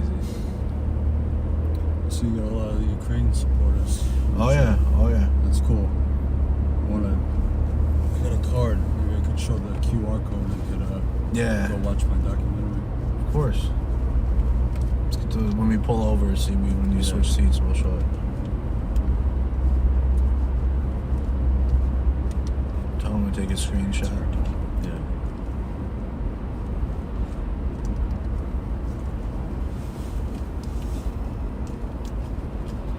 Let's see if I have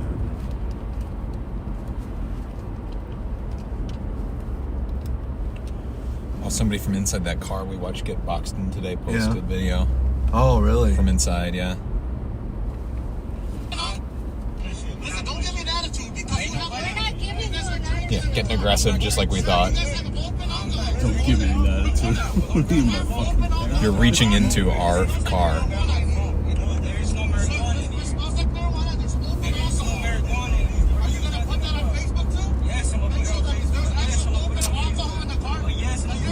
That's what the feds were saying? He's not driving, drinking.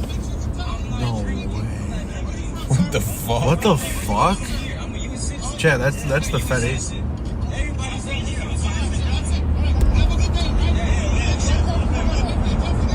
Have a good day, all right? What the fuck? What a looks.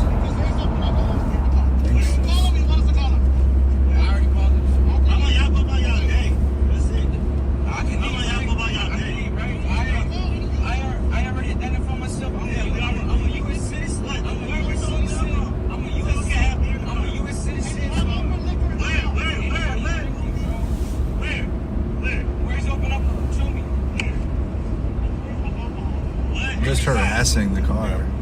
It's fucking weird, Frey. It's fucking weird. What the fuck? Fucking pulling just whatever, dude. Get the fuck out and go on your own fucking way. Do they? So that's inside of the. Your fucking life's too boring. Fucking pulling just random ass fucking people, bro. Get the fuck out. Just fucking go. Go your own fucking way. We ain't doing shit. Just go. Like, what the fuck? Just get the fuck out. Get the fuck out my way then. What the fuck? Nah, Mac, shut your bitch ass up. Shut your bitch ass up. Shut your bitch ass up. Shut your bitch ass up, nigga. Shut your bitch ass ass up. Shut your bitch ass up. All you want. Get the fuck out my way. Oh, I don't remember hearing him. I don't hear the honking. Get the fuck out! Can I fucking leave? Get the fuck out my way. Yeah, I'm good. Get the fuck out my way. Shut your bitch ass up. Shut your bitch ass up. Yeah, it's on my thing, huh? Pussy ass nigga. I saw them flick them off on the way out when they left. That was the feds when they were like, "Oh, we smell alcohol. Do you want to post that on Facebook? Let your Facebook followers know you drink or whatever." I guess. Like, what is that, bro? You're a federal agent and you're like trolling. What are you doing? What a bunch of losers, dude. Unreal. And they, what authority do they have to do a traffic stop anyways? Like, what are they doing? Like, what are you...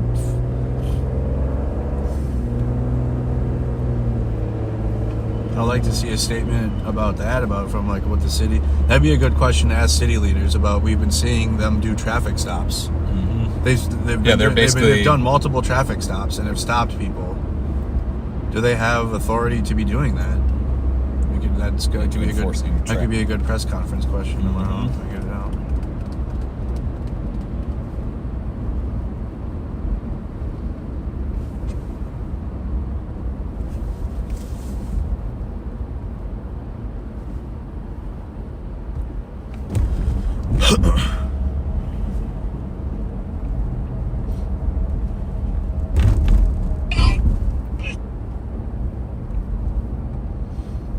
Okay, so this is the Whipple building up here. The Fed building. There was actually a protest at it a month ago. Was it anti-ICE protest? Mm-hmm. That's their car. That's going to be their cars and all their shit back there. This was the park and ride that we This is actually where we stopped. They boxed us in yesterday. Just respond to Jordan's text on the headline. We can go. We can park here. We can go here. Headline reviews. Live Trump's ICE harassing us, targets church members.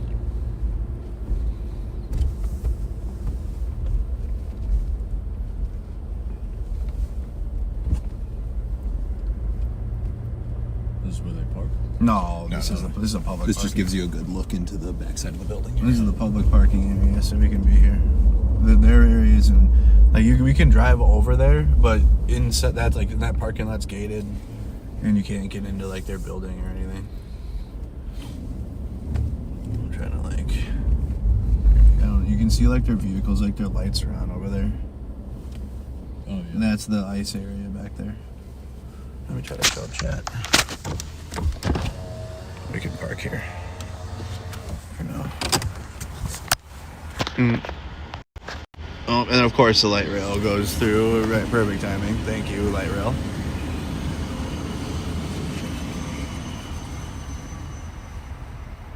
That's where the Fed boys go. But there's no public access back there. There's no they're in their own little private area. This is the only where you can see them from the public road.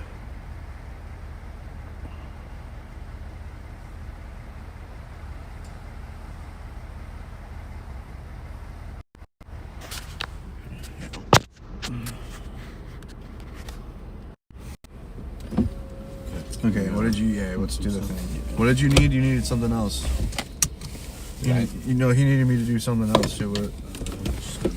Yeah, he was just going to shift around stuff. Yeah. Okay. I swear he said he needed something else.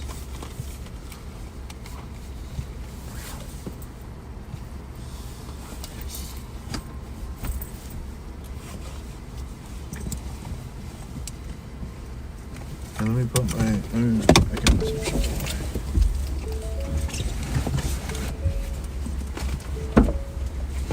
Do you guys need me to move it all? No, Do you need me to move it all? No. Okay. I'm gonna move this to the back so you have more room. You can slide your stuff to this seat. I'm gonna sit over there. You're gonna be sitting in this seat? Yeah. Okay. Let's move my jacket then over to your side. Okay. Anything else there? No. What's this? What is it? It's JT's luggage. Yep. I can ride up here with me if you need room. No, okay.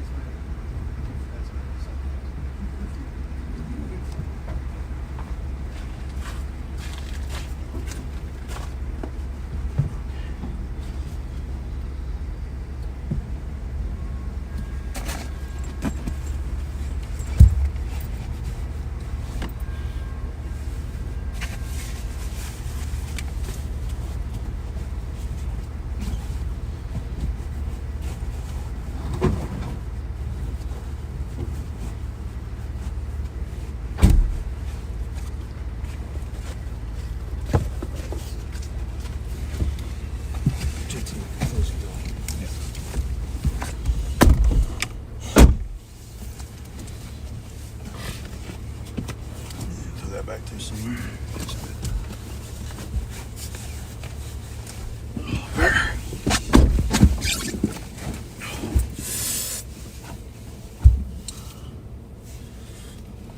Oh, looks like one of their vehicles is leaving.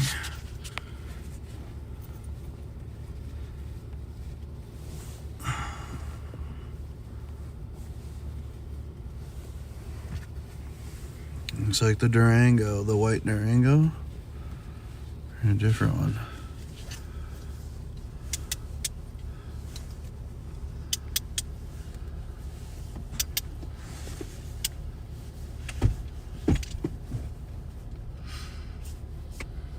So one of the vehicles is going out.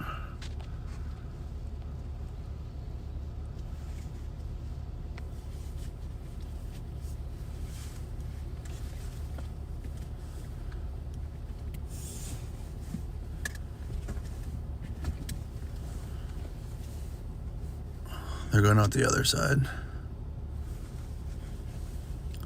There's like 2 entrances and exits to the building. They're going out the other way.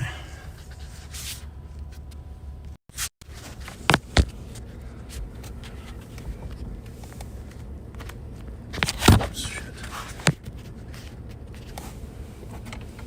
Oh, here's one of the cards. The QR code. It's for John's documentary of time in Ukraine. If you take a screenshot of the QR code, documentary, Meet the Not Calm Hearts. Yeah, that's what they call themselves. Force They of didn't have calm hearts because we were being bombed every day. For Civilians Mutual Aid keeps the Ukrainians of Kharkiv alive. Yeah, basically we were just delivering food and medicine, water to people who were living in shelters, who couldn't leave, elderly people. Yep. And just, so basically you'll see me living in the basement with them because we were being bombed every day. So the safest place was to be below ground. Mm-hmm. And some of the footage you showed me, you're gonna be in that, like some of those clips. Yeah. Yep. Yeah, we celebrated Easter. It was very nice. Well, we came here to just kind of like get situated and then like reset and this is to show John where the federal building is, and then we'll see what else. Nice, good idea, Nikki. So Nikki, you emailed the Richfield mayor. Good idea.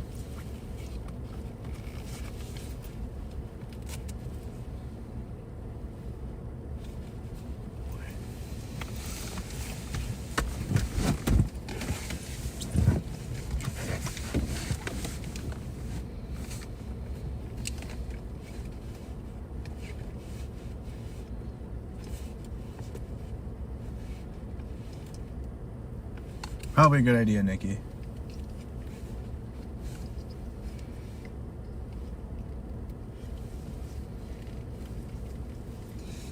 Thinking about you, Lucy. Oh yeah, that's where we're gonna go get it after this.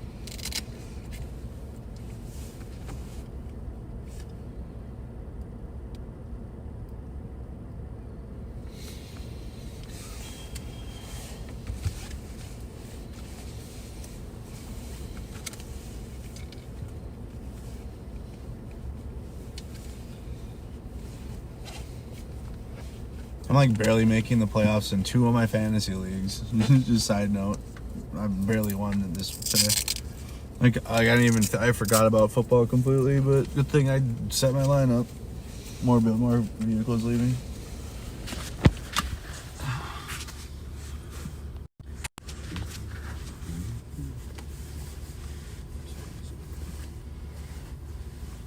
So you got more vehicles. All their lights were on, so they're all going back out again.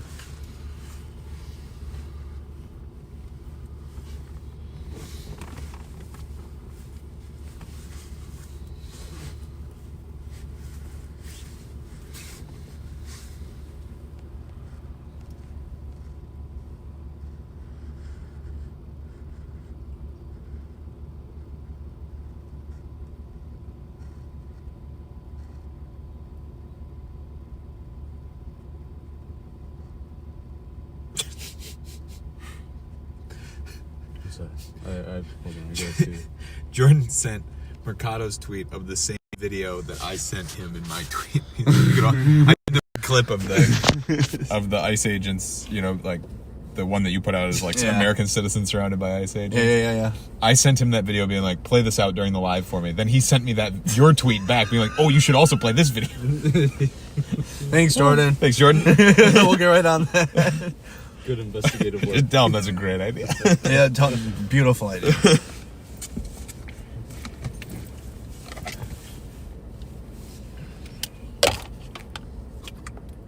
Multiple vehicles left the building. They're going out.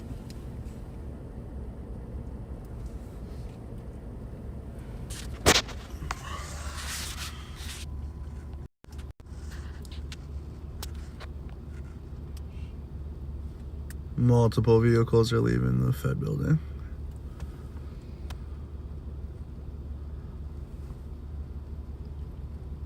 We get a plus you guys can see well.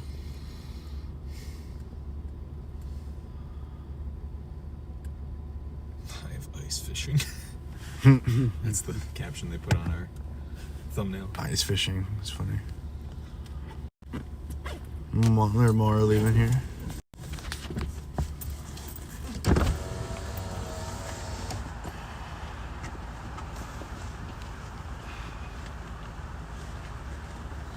Like a bunch of vehicles are leaving right now. Well, if you want to follow, it's up to you. I'll wait until they're out and the community reports where they're at. They were going into different directions.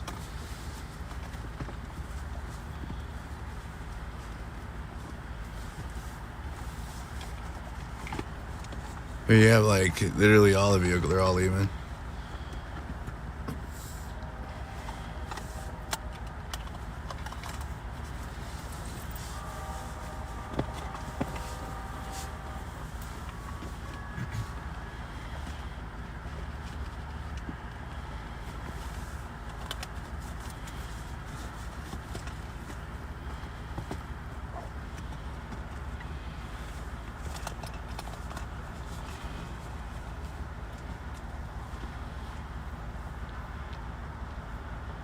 Is that honking? No, that's the light rail coming every 15 minutes.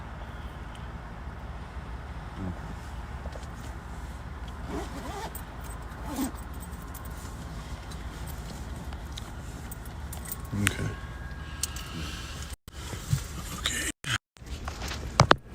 I know when are you still getting set up and whatnot? What's that? Yeah. Yeah, okay. Look at the batteries. Nice. There's one of the ice vehicles right there. That's one of them.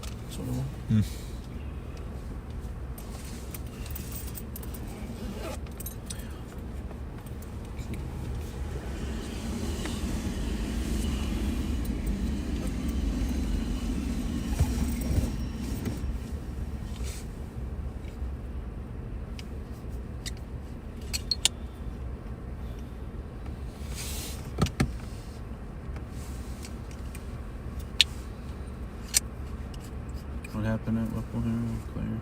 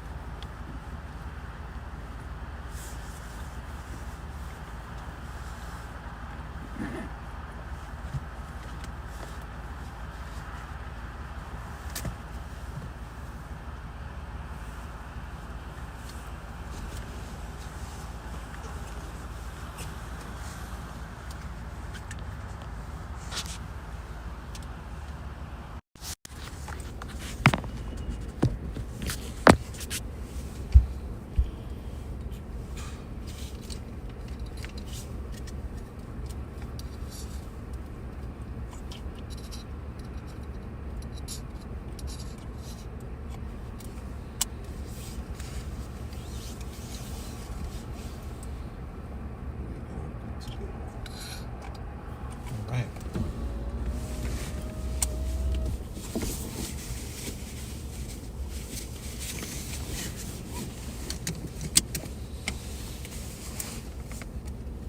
Oh, this is the video.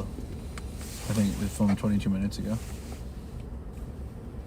What video? The one that you were playing. Yeah. Yeah, I was tagged in it. Yeah. They tagged me in the post.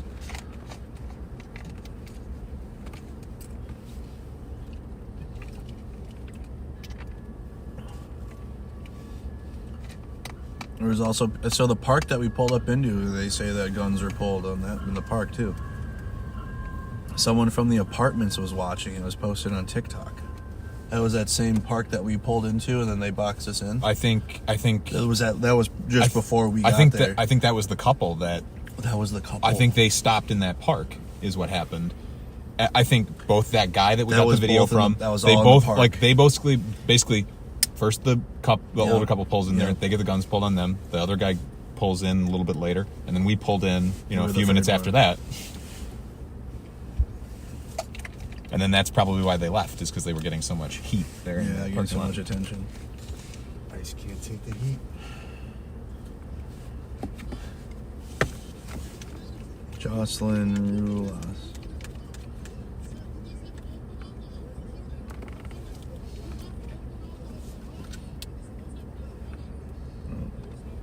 I'm posting this in the drive.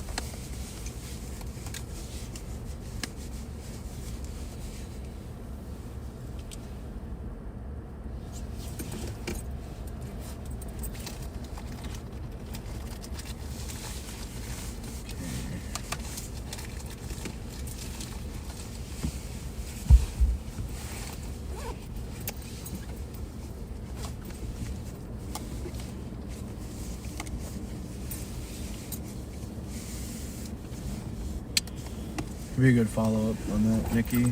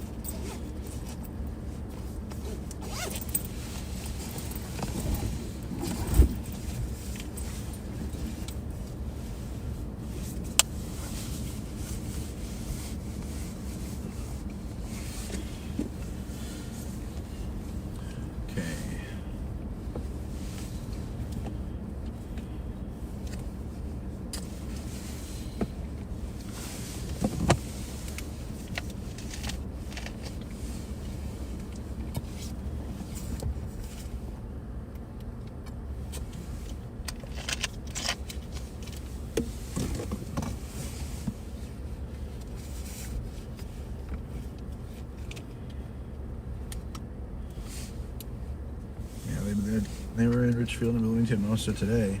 That's what this chatter said. Okay. Well, let's go Lake Street. At least it'll be lit up better there. Better lighting for your stream. And we'll just go up and down Lake Street.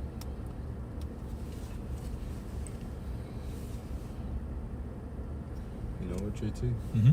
I might have you come. You want me in the back? Yeah. Sure. Yeah, this way. That way you can film the front if you need to, and then rotate back to him. Yep, and That's, it'll be easier for him to look. that's smart. Look forward. And then craning around the whole time. Having him twist your body and Look at me. yeah, Face the camera. yeah. Let's see, I'm gonna do this.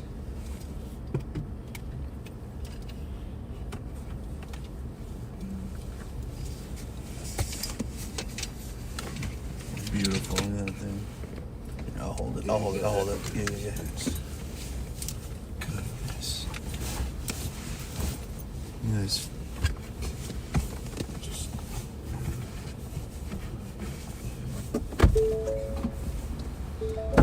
Look at this thing, dude. This is not light either.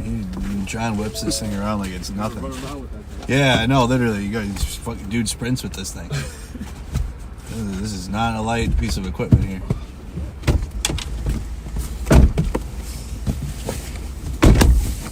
hell of a lot more practical than the cameras, though. Yeah. God, those big things. Hate that shit.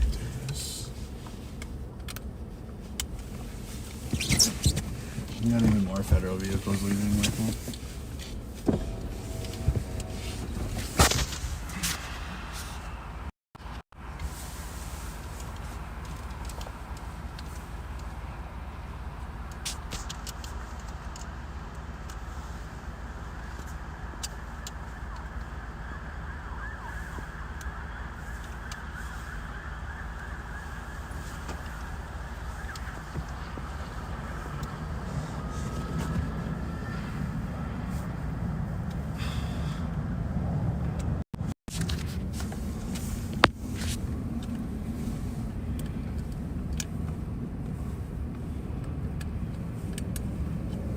You have the mic?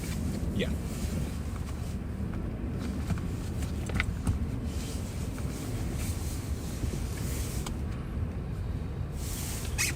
You guys have been a great chat today, just kind of hanging out.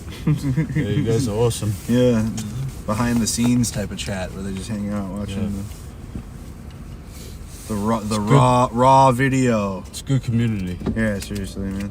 And they support they support y'all. They support all of us, really. Yeah, you guys are great. That camera's pretty good in low light, John. This one? Yeah, I can see myself. Yep. Even despite how dark it is. Yeah. Oh wow, that is a really good low light camera. Whereas in Andrew's camera, I'm just... Yeah, it's Yeah, just shadow. there you go. So John's got the professional setup. That's the status quo stream. JT back there reporting from the back seat. Howdy. So they're about to get their stream started in about 20 minutes. We'll get over to Lake Street. Film and talk about.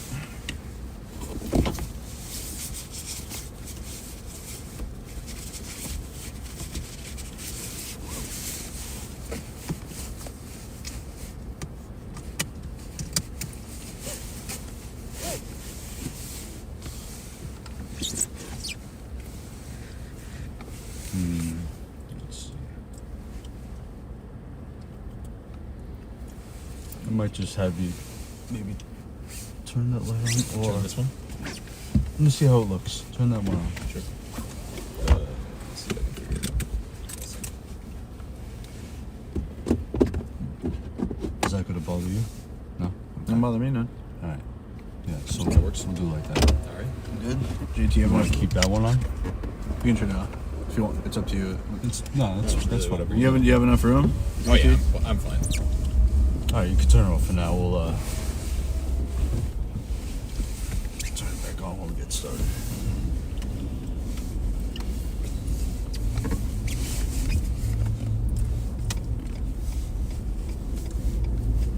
It's got to be where they're detaining people, right? Yeah. I think we have another location other than that one.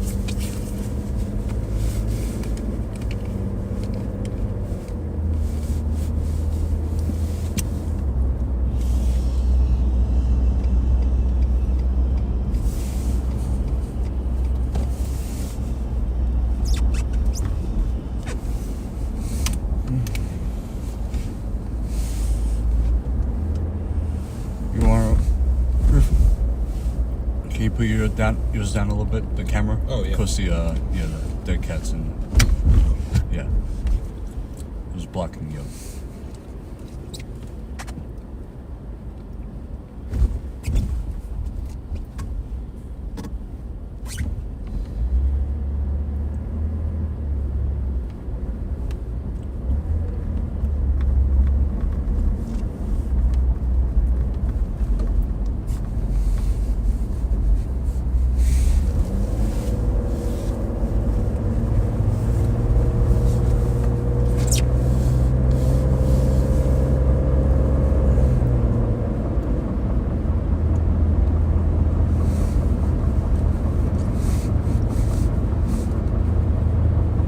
Yeah, you can adjust it. Turn it down a bit. Yeah, try.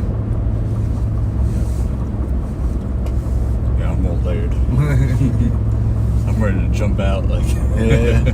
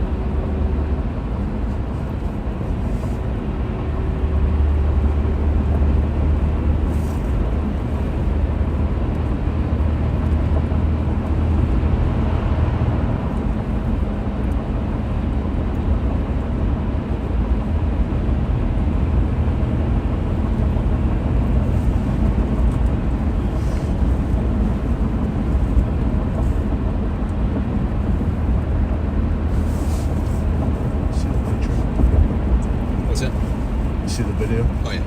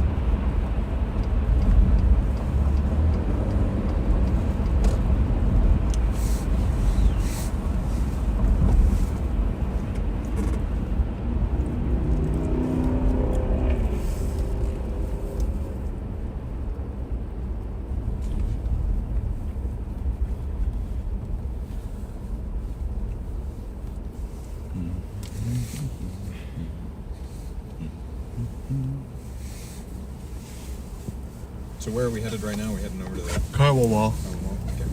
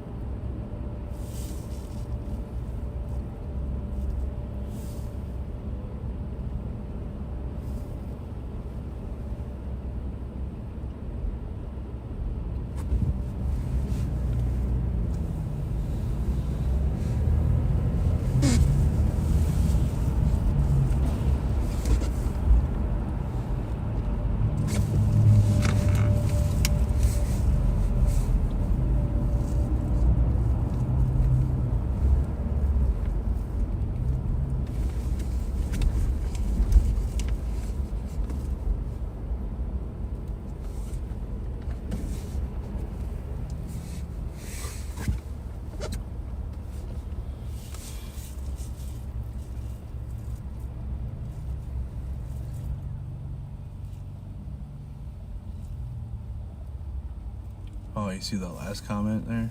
They're suggesting like a broad view. Yeah.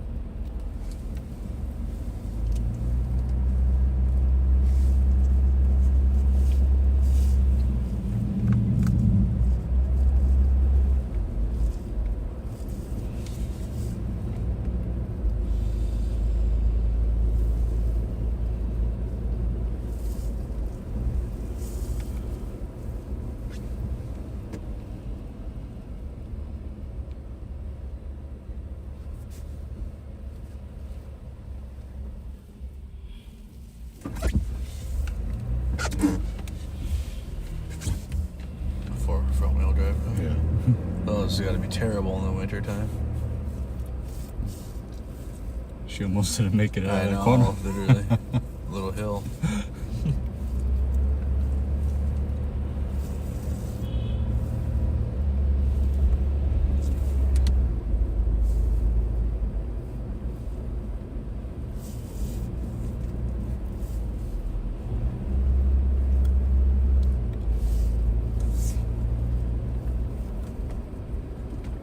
Maybe 2 more minutes we'll start it up and then just let people come in.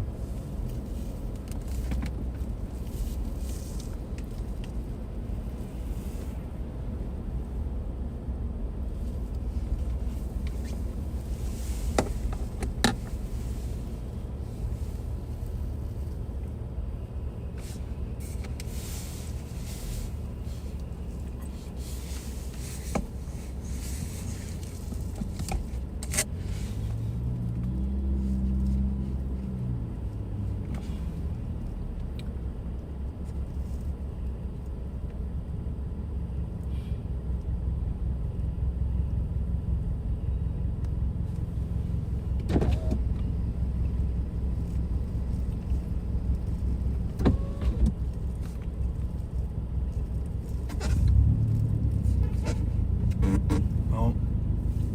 Trying to pay attention. L.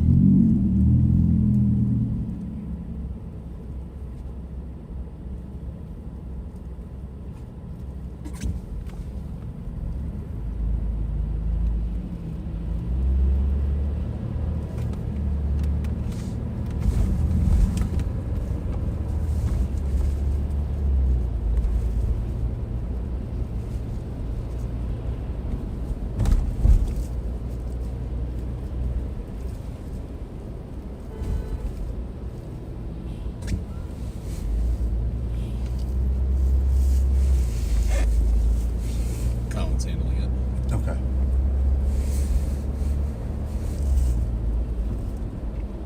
gotta call him. You want to call him? I told him I wanted to be on the phone with him for Oh, a yeah. chunk of it to toss to videos. So he'll be in my ear here.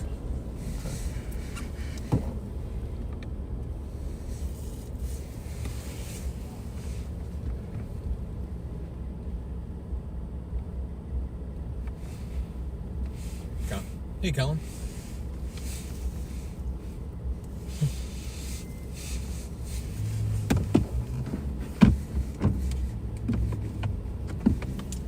Well, I haven't been talking much. Am I still quiet now?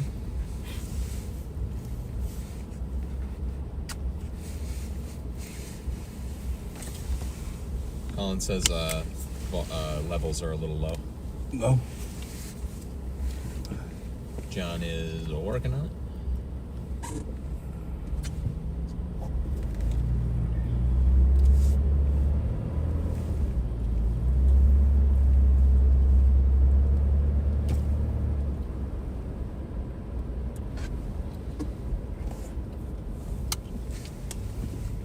Speaking to the mic again? Check 1 2 3 1 2 3 check. Colin, hopefully this is better.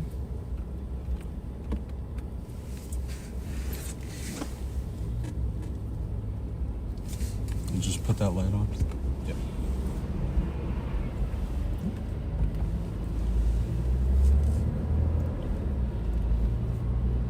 Did you say that was better?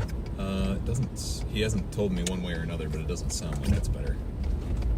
Is that right, Colin? That we're still quiet? Still quiet, he says. He's gonna try and turn it up on Restream.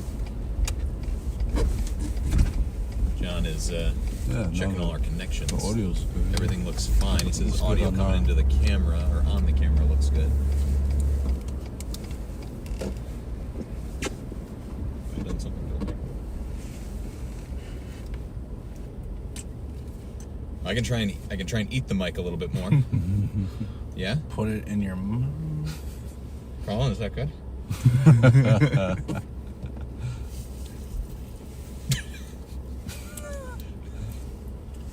So we're live right now. Yeah. Yeah, right after I did that, he says, "Oh, that sounded fine." Yeah, that was good.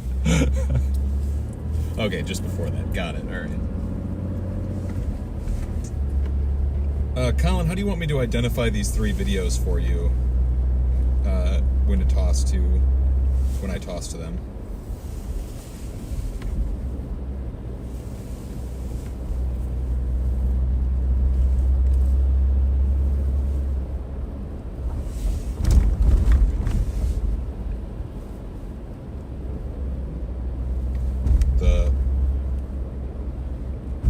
Got it. I think I'll try to toss to them in the order that I sent them to you, too. If I can keep my brain working that straight. But hopefully I'm pretty clear in what I described. Thought that was a caravan for a second. Just regular traffic. I'll probably go several minutes in between clips, if that's all right. Assumption Church today, JT, just to remind you. Assumption, yeah. I'm probably going to need a reminder on that. Yeah. Church of the Assumption. Church of the Assumption. Church of the Assumption of the Virgin Mary. Yeah.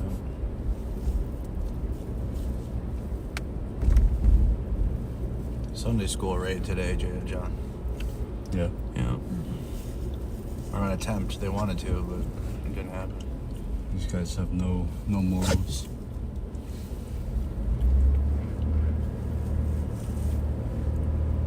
John, for the audio, is there anything coming through the shotgun, or is it just the stick? I'm just curious because I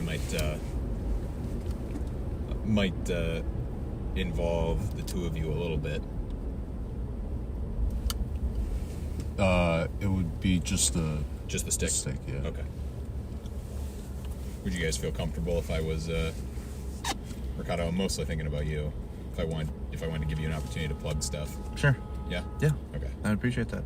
I won't turn that down. Okay. All right. Are you ready, John? We're ready to go. Colin, are you ready? Okay. I think you can take us live.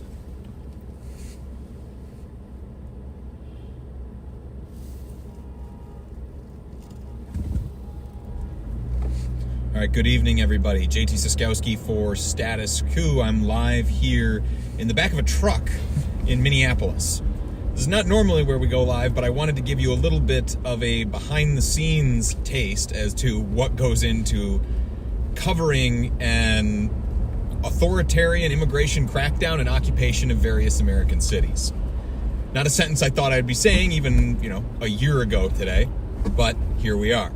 So this is how, when we get all that video that you might see us put out on social media or in our YouTube videos that we're showing you of how ICE agents, Border Patrol agents are conducting themselves in all of these cities around the country. The way that we're getting this video is what you're seeing right now, which is us driving around for hours and hours, and we are out looking for really following up on community reports of where ICE is in a moment. So we're looking at a whole bunch of different channels to try and find where they're at any one moment.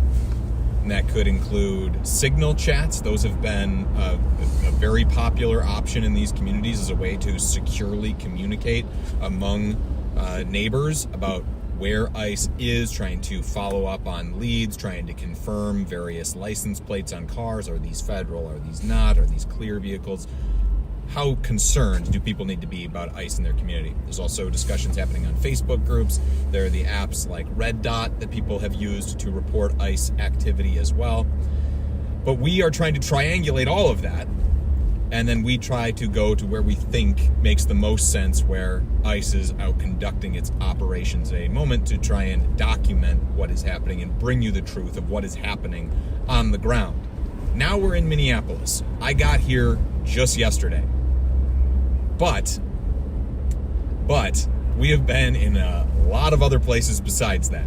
Before this, John Farina, who we just picked up from the airport, was John. You want to put yourself on camera there? There's John. We're always grateful to have John because it means that I'm not a one-man band out here, and John actually makes me look good on camera, which I greatly appreciate. Thank you, John.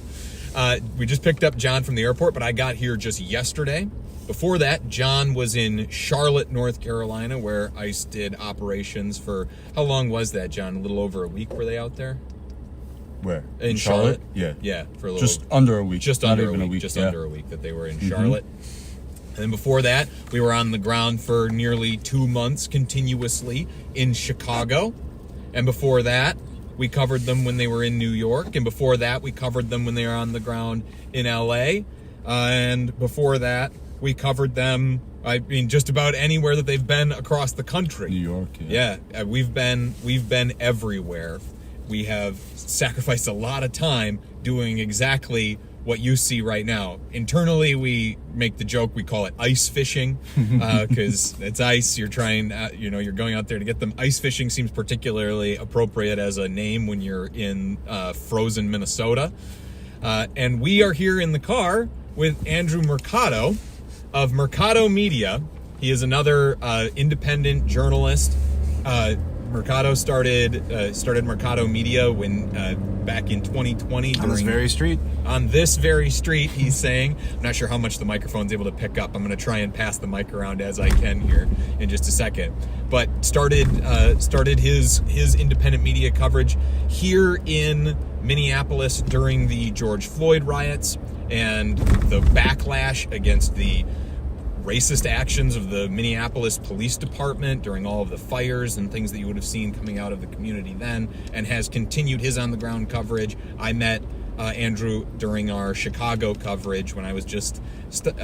I shouldn't act like I've been a veteran with Status Quo now. I've only been with the team now for a couple of months, but just in those first few weeks, that's where I met Andrew. He was one of those. When I'm talking, when you hear me on these live streams, look around at some of these protests or some of these events that we're covering, and I'm saying there's no one else out here except for independent media.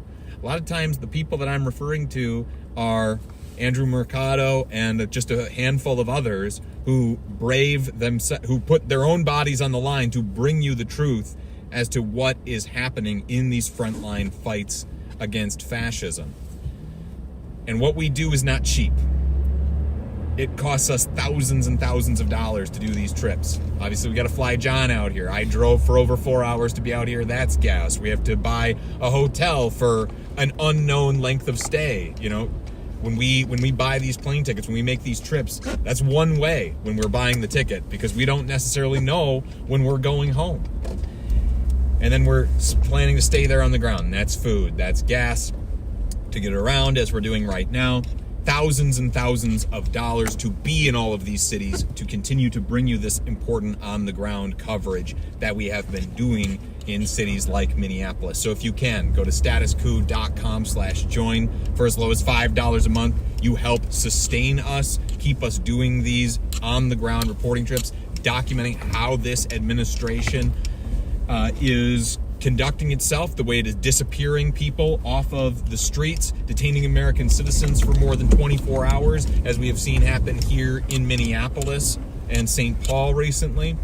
And Andrew, I do want to bring you in here a little bit to give you the chance to talk about your own outlet. Andrew's been so nice to show us around his city, to bring us, to take us to all of these neighborhoods that are being directly targeted right now, really showing off his knowledge. And I have been just so impressed with his ability as a driver, too, to quickly get us to where the scene, where the action is.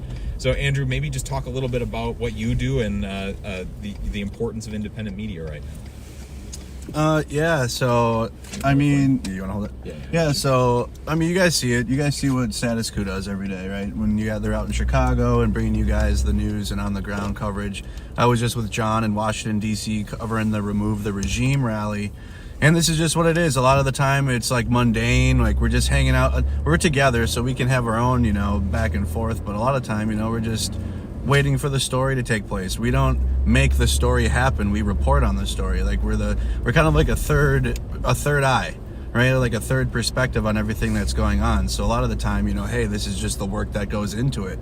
We're just cruising around. We got like JT mentioned, you got signal chats up and etc. But that's similar to how I started. I started here on Lake Street in 2020 during the riots after George Floyd was murdered by the Minneapolis Police Department. And the way I was able to find information was I was looking at Snapchat heat maps, and where I saw a lot of posts, I would go to that location and I would just kind of use open source means to be able to get to the scene. And that's kind of similar to how we're doing today. That's how I was able to track Russia's invasion of Ukraine, which I've been covering for the past few years. And now we're back out into the streets after Trump won the presidency. You know, it's kind of like a calling to come back to the fight here at home in the streets. It doesn't take away from the importance of Russia's invasion of Ukraine and what the Ukrainian people are going through. But you know, my Mercado media started here on Lake Street that we're driving on, you know, 5 years ago, and we're back covering this what I see as tyranny from the federal government and these ICE agents now in my home state again. Like, we're back here again. But you know, I've been following them. I went to Portland, I went to Chicago. I was there with you guys for a little bit.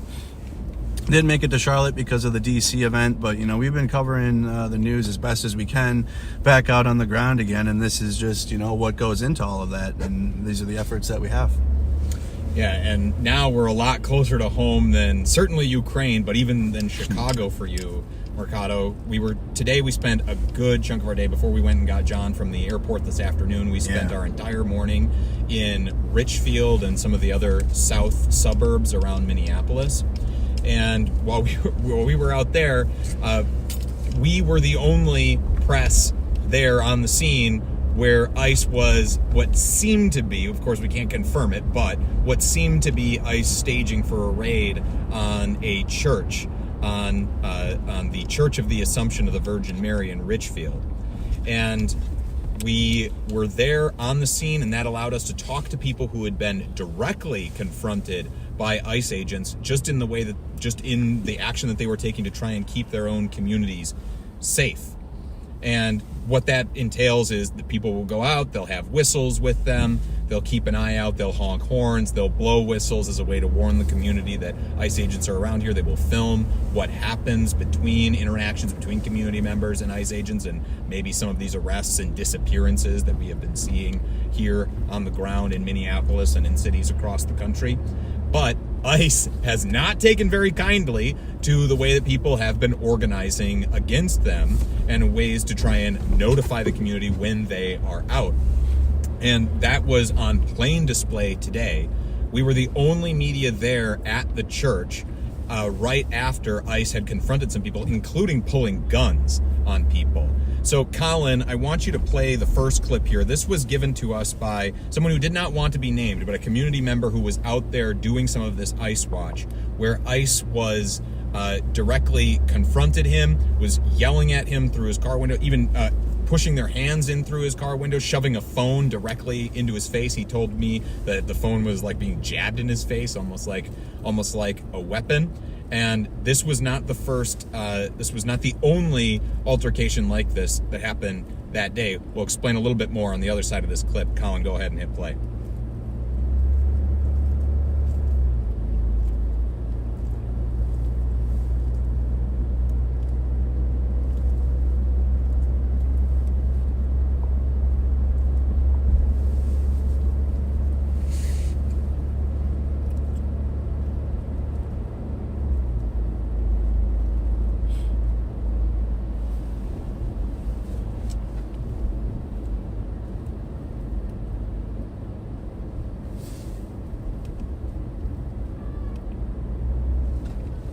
So there you get a sense for what people are facing just in trying to do very basic actions. That gentleman told me that he had pulled into a public parks parking lot. And this is Roosevelt Park, I believe, in Richfield, which was just down the street from that church, had pulled into that parking lot. It's a long parking lot, I know, because we were there, and I'll tell you that story in just a second. But it was a long public parking lot. He pulls in there, and just because ICE is also there, they come up to him, they box in his car like that, and then they have that altercation with him, warning him over and over and over again, this is your one warning. This is your one and only warning. 6 or 7 times. So I don't know how many one and only warnings you get with ICE before they do take any action, if they'll take any action out here. But and we certainly did see them harass more people than just that. But you start to get a sense for just how aggressive they are in these communities, even with people that they are not deliberately targeting because of the color of their skin, which is a lot of what they are doing out here in Minneapolis. They're targeting specifically out here to target the Somali community, which has a robust presence here in the state of Minnesota. There are tens of thousands of people of Somali descent here in the state, many of which are here in the city of Minneapolis. And Andrew, how close are we right now to Caramel Mall? Or are we driven away from it now? We have now passed it, but it's right down the street. Okay, yeah. So we just drove past a few blocks ago. We just drove past the Caramel Mall, which is has a lot of stores in it, right, Andrew, that are run by people of Somali descent. A lot of like Somali food that you can get there, etc., etc. And that has been one of the places that has been directly targeted by federal agents in their immigration raids out here. From the word jump, as soon as I got here, I barely had parked my car at my hotel when Andrew texts me and he says, "I'm right around the corner and ready to pick you up." So I quickly grab all my gear. I get in his truck. We drive over to Caramel Mall. Nearly instantly, we come across what we think was an ICE vehicle. Did we ever get that confirmed, Andrew? That No, it was? no. Okay, so just a suspected run-in within minutes of being here on the ground. That's how many ICE agents there are out here, and they it's a very different model that they're following out here as compared to Chicago. In Chicago, we saw Border Patrol form these like long convoys, and they would drive through neighborhoods and be very public with what they were doing, even if they were in unmarked cars. At a certain point, they would attract attention, but when they would attract that attention, they wouldn't immediately necessarily disappear. They would continue to try and go on their raids. Sometimes it seemed like they were even courting the cameras, that they wanted that attention. Out here, it's very different.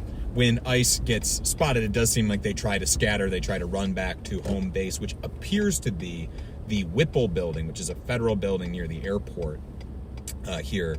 And they seem to make a sprint back for home or try to disappear into the community, try and make some evasive maneuvers here on the streets to get away from people who are attempting to follow them and alert the community as to where they are. So very different tactics in that way. But when they have the opportunity, they do directly confront people, and they're not afraid to get physical with people, as you saw in that clip. Right before that gentleman had an interaction, there was a similar interaction in that same parking lot with an elderly couple. And in that interaction, we have an interview that's going to be going up on a Status Quo's YouTube channel, and Mercado Media is going to have a similar interview going live here soon as well, with an elderly couple that had guns pulled on them and pointed at them, they say, by ICE agents. So it's a harrowing story. They were very shaken when we were talking to them, because we talked to them just minutes after it happened, because we are here on the scene. Again, there was no other press there to get this story except us. And now we're seeing reports that likely Richfield's mayor is going to come out and have a statement about this, because this elderly couple had guns pulled on them as part of this altercation for doing the same thing. That the gentleman in that clip did, which was just attempting to watch ICE see them, what they were doing. And they were staging just down the block from this Catholic church, the Church of the Assumption, that was holding a Spanish mass at the time. And we pulled up as mass was going on. There were community members out there with whistles, including this couple who had the guns pulled on them. Despite how shaken they were, they continued to stay there and report and try to keep their fellow community members safe. They didn't go home immediately after that. And that's something that I was struck by in Chicago as well, is just the bravery of people and continuing to stand up to the federal government in what is happening out here. I want to start to pivot, though, to the other clip. But maybe before I do, Andrew, I wanted to kind of get your reaction when you saw that clip that the guy shared with us of him being directly confronted by the ICE agents. Like, what was like going through your mind? What were your first thoughts and takeaways about it? And yeah, I mean, I'm sure you're going to get into it too. And we had pulled up into the park ourselves, but from that moment until we had started the interview, I had kind of been like, okay, ICE has already been probing this area. And then just by talking to both the elderly couple and then the gentleman, like, they were pretty shaken from the situation. They've never had firearms pulled on them before. I mean, most civilians don't. It's just not a natural thing. In the military, when I serve, we're trained in that situation.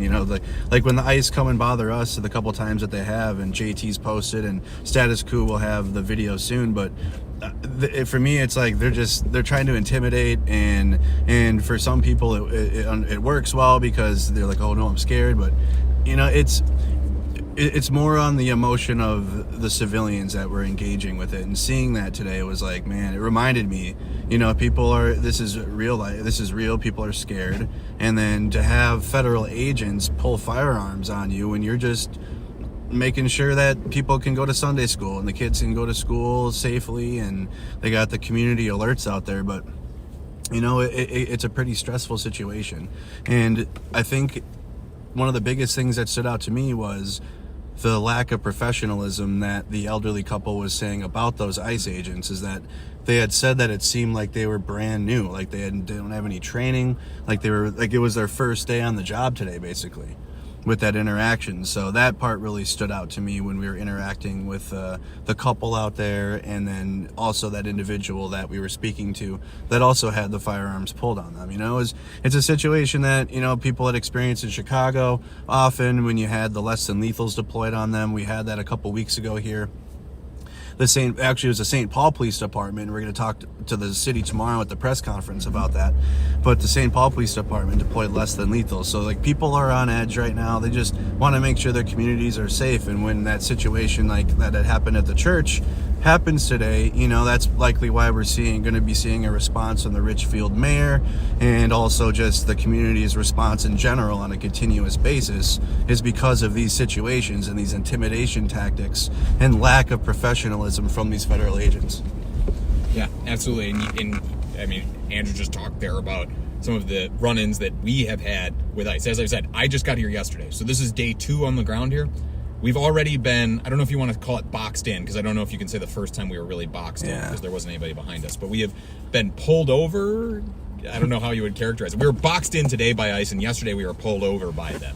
In both interactions, they never came out and spoke to us. We had our media credentials out, and we were, very clearly filming what we were doing. I don't think it really took a genius to see that we were press.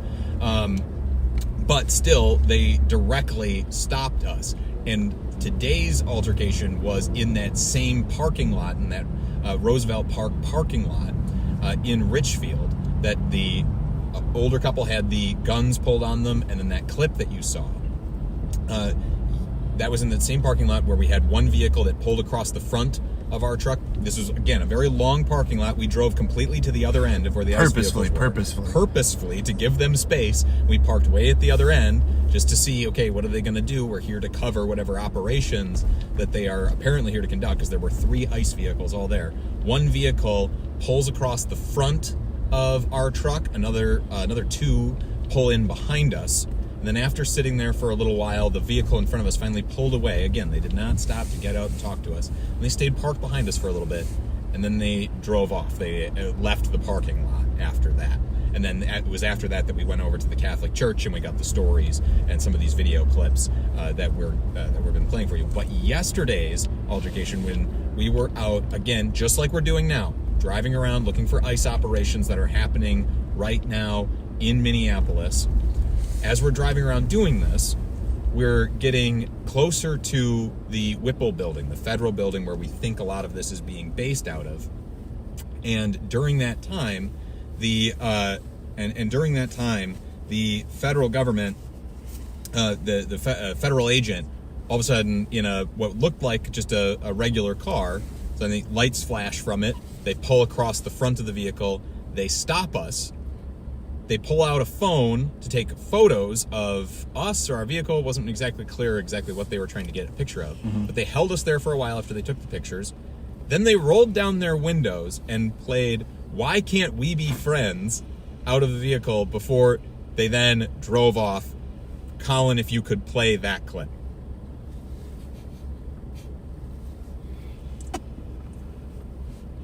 John's trying not to laugh.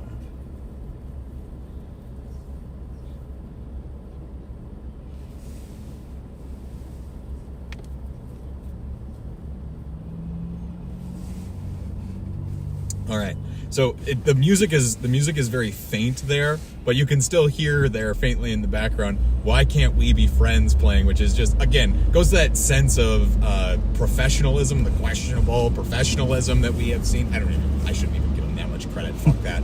The just lack of professionalism that you see out here and the abject cruelty with which they conduct themselves. Why can't we be friends? Why can't we be friends? We're not here to be friends. We are here to just cover the story. You're the ones who are boxing us in as we are trying to tell the story, try to document what is happening on the ground to these communities that are being directly targeted because the President of the United States does not like Somali people. We joked a little bit internally about what music should we have played back. We couldn't come up with John came up with a pretty good song suggestion. What was it, John?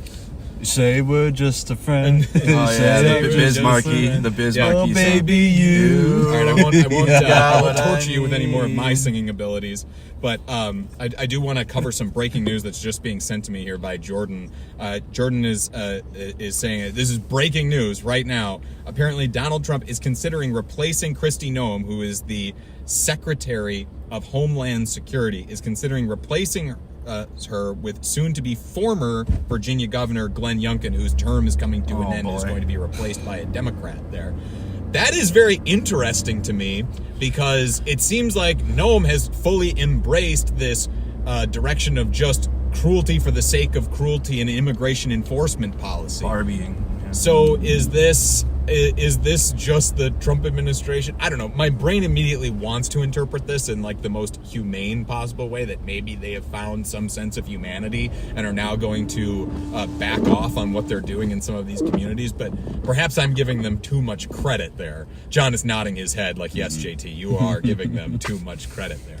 So that is something that I certainly want to watch and get more details on. Jordan, if you're watching and you see further reporting on that, please send it my way. It's something I would love to cover here on the stream, because that's such an interesting dynamic, because we saw Kristi Noem actually go boots on the ground, so to speak, in Chicago, where she really inserted herself in that conflict there, where she wanted to be a part of the propaganda videos that they were producing out there. She toured around with Benny Johnson, the conservative commentator, and really tried to make it look as if Chicago was some crime-ridden hellhole where she wasn't even allowed to pee inside of government buildings because the local village hall turned her away when she tried to go use the bathroom at one point. But seemingly was doing everything that the Trump administration wanted her to do, was really empowering Greg Bavino, a name that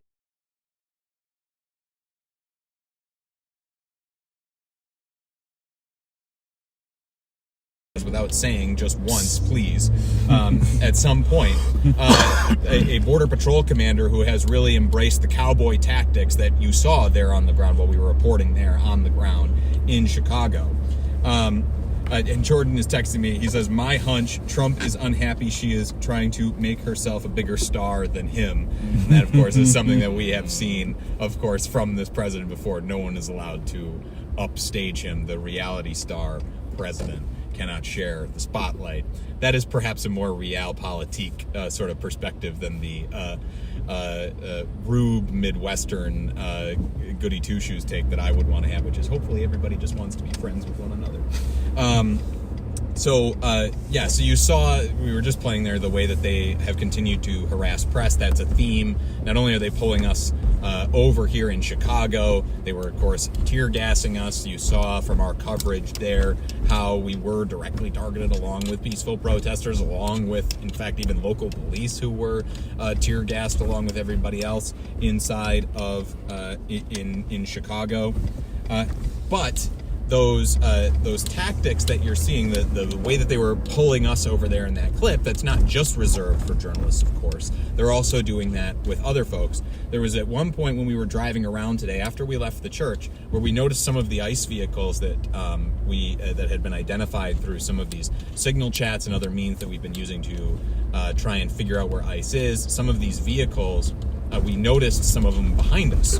And at first we thought that they were directly following us, and we weren't exactly sure why. But then they suddenly turned off onto an exit ramp onto the highway, boxed in a vehicle down there. And we quickly pulled around, drove around, parked a little ways behind them on this exit ramp, and captured video of them as they're having an interaction with the people in this car. You can see in this clip that I'm about to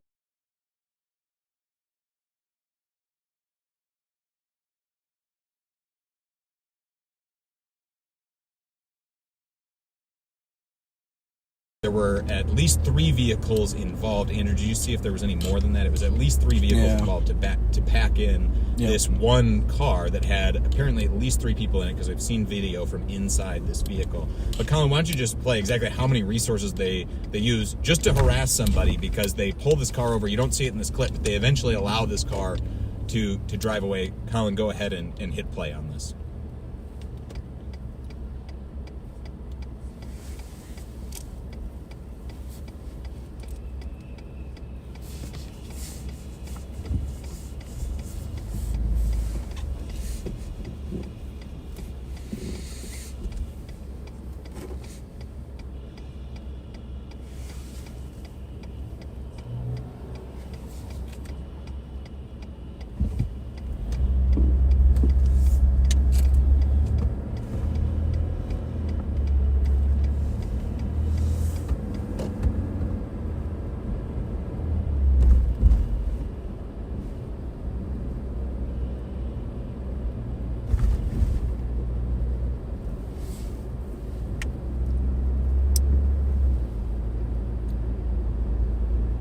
So there you see, how they they pull out all of these resources just to pull over one car.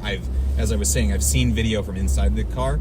The ICE agents are accusing the driver of drinking while driving, which everybody in the car pushes back on very loudly. And it really seems like the ICE agent is just kind of embarrassed for being recorded as they pulled over a car that just contains people who are American citizens, and is then trying to save face on the recording of the video, saying, "Oh, be sure to tell everybody that you were drinking and driving," which, holy shit, is not what ICE's purview is at all, doing local traffic stops. So that's certainly a question that we're going to have for local authorities around here, is should immigration agents be enforcing local traffic laws around here? But like I said, I've seen that video, so as soon as we're actually done here with the live, I'm going to reach out and try and get a copy of that video for us to use in our future reporting as well, to show exactly how ICE is looking for any excuse, or will throw really any shit at the wall to see what sticks here, in the way that they're pulling people over, in the way that they are just, targeting people based really on the color of their skin, or the vehicle that they happen to be driving, or where they happen to be driving, just because that happened to be in that Richfield neighborhood, again, where they had been conducting, it seemed like staging for a raid on the Catholic Church before they got a lot of community attention on them. Andrew, when you saw that, I mean, you were kind of just, we were both there along for the ride. When you saw them quickly pull off, and it was you who actually saw, like, oh shit, they're boxing somebody in. Yeah. What was going through your mind as to about like what we were about to see? So we were alerted to a Lutheran school, and we had went there and sat in there for a while, and then we had went to another location, and on our way back, a vehicle that I had recognized to be ICE was in that parking lot, and then they pulled out, so I thought they were following us. And then as the ICE convoy went to get off on 494 from 12th Avenue onto the on-ramp, they just box in a car. And then I turned around and pulled behind them, because I saw they turned their lights on and then did a traffic stop. How is that even possible? How are they pulling people over as if they're beat cops, or as if they're the city police? I don't know how the city will respond to that from what we had seen. But then, watching it from afar, we're seeing them out of their vehicle. We didn't know if they were about to detain this person. We don't know there's no answers to anything. They don't even tell what they're doing. And then to be able to see the video from inside the car, which we have now, and like JT said, we're going to see if we're able to post it. They are completely just harassing the person in the car. They're not doing anything other than why are you filming us? And we're mad, basically. And then they have a whole bunch of nonsense. But to see that, right after we had experienced what we did today at the school in Richfield, tells me that I don't think ICE really appreciates all the attention they're getting, which is weird to me. And me and JT talked about this earlier, because they seem to like the attention, and then they want the attention, and they do propaganda, and they do these reels and steal content and steal songs from people. And then when out here in the streets, when the community's giving them attention and they're tracking them, they don't seem to like it very much. Yeah, then it's suddenly, let's be sure to tear gas these peaceful protesters. Let's be sure to directly target press, to directly pull them over. And the way we're putting ourselves on the line here, by pulling up right behind an ICE convoy as they're attempting an operation like that, or pulling into the same parking lot where they're staging apparently for and it ended up being what looked like a scuttled raid on a church. When we're doing that, I mean, it's not easy work. Like we're out here for hours and hours. We got started, we wake up, we peel our heads off the pillow, we start texting, all right, let's get out there. We get out there, and then we're out here all day, and we're putting ourselves in line. We're getting pulled over by ICE ourselves, and there's no other media press that are doing this. I have no doubt that there will be coverage in probably at least some of the local outlets about ICE pulling a gun here on somebody, but they're not going to have been there and gotten the story directly from the people right after it happened, getting the video of the people, from the people in the car, the way that we just played for you. I bet there's not going to be any other press that have that video, because we were there to speak to the one guy who got it, who was in the car, because we put ourselves there and because we are making ourselves available all the time. And that is why it's so important to support independent media right now, because the New York Times of the world, the CNNs of the world, where is the Washington Post right now? I saw them write a story from a distance where they were calling up people who live in Minnesota, asking them what's it like to live there right now. I guess that's a step, that's something. But I haven't seen any national outlets actually putting themselves on the ground doing what we are doing on a day in, day out basis. Instead, what they do is they call around, they call up people who say, oh, I feel scared that, living in Minneapolis right now. And then they also are sure to print the propaganda that's coming out of the Trump administration and act as if the truth lies somewhere in the middle. The way I was phrasing it to Andrew just yesterday is like, on one side you have 10,000 peaceful protesters who are all screaming, get out of our community, you make us feel less safe. And on the other side you've got 3 wannabe fascists who are saying like this thing, we are making it safe. And then the press and then you've got corporate press in the middle going like, the truth must lie somewhere in the middle of these 2 points of view. Who can say which side is right? We should have a point of view from nowhere that doesn't lift up the disenfranchised, that doesn't lift up the people who don't have voices, that just gives free play to a federal government that has functionally limitless resources and the ability to spit out their propaganda that we have seen, including stealing our video in order to be able to produce that propaganda. But that's a rant for another day. I do want to bring it back to that reporting that Kristi Noem might be replaced by Glenn Youngkin. This is reporting from The Bulwark. For weeks, a rumor has been circulating in political circles that Noem may soon be on the outs. It briefly surfaced in a CNN... God damn, do I love this messy drama. I love messy drama reporting of the Trump administration. That's what it feels like. It briefly surfaced in a CNN report a few weeks back that listed her first among the cabinet officials who could be caught in a year-end turnover, noting that while Trump himself had been happy with Noem, top White House officials have grown frustrated with her tenure, specifically her employment of her divisive and combustible chief advisor, Corey Lewandowski. Noem has downplayed any tensions or concerns, and in a text to me, Lewandowski called bullshit on any talk of turnover. Quote, none of that is true, he said Thursday evening. But in conversations with 3 former DHS officials who served in both the Biden and Trump administrations and are still in touch with current staff, it was made clear that Trump is indeed considering moving on from Noem.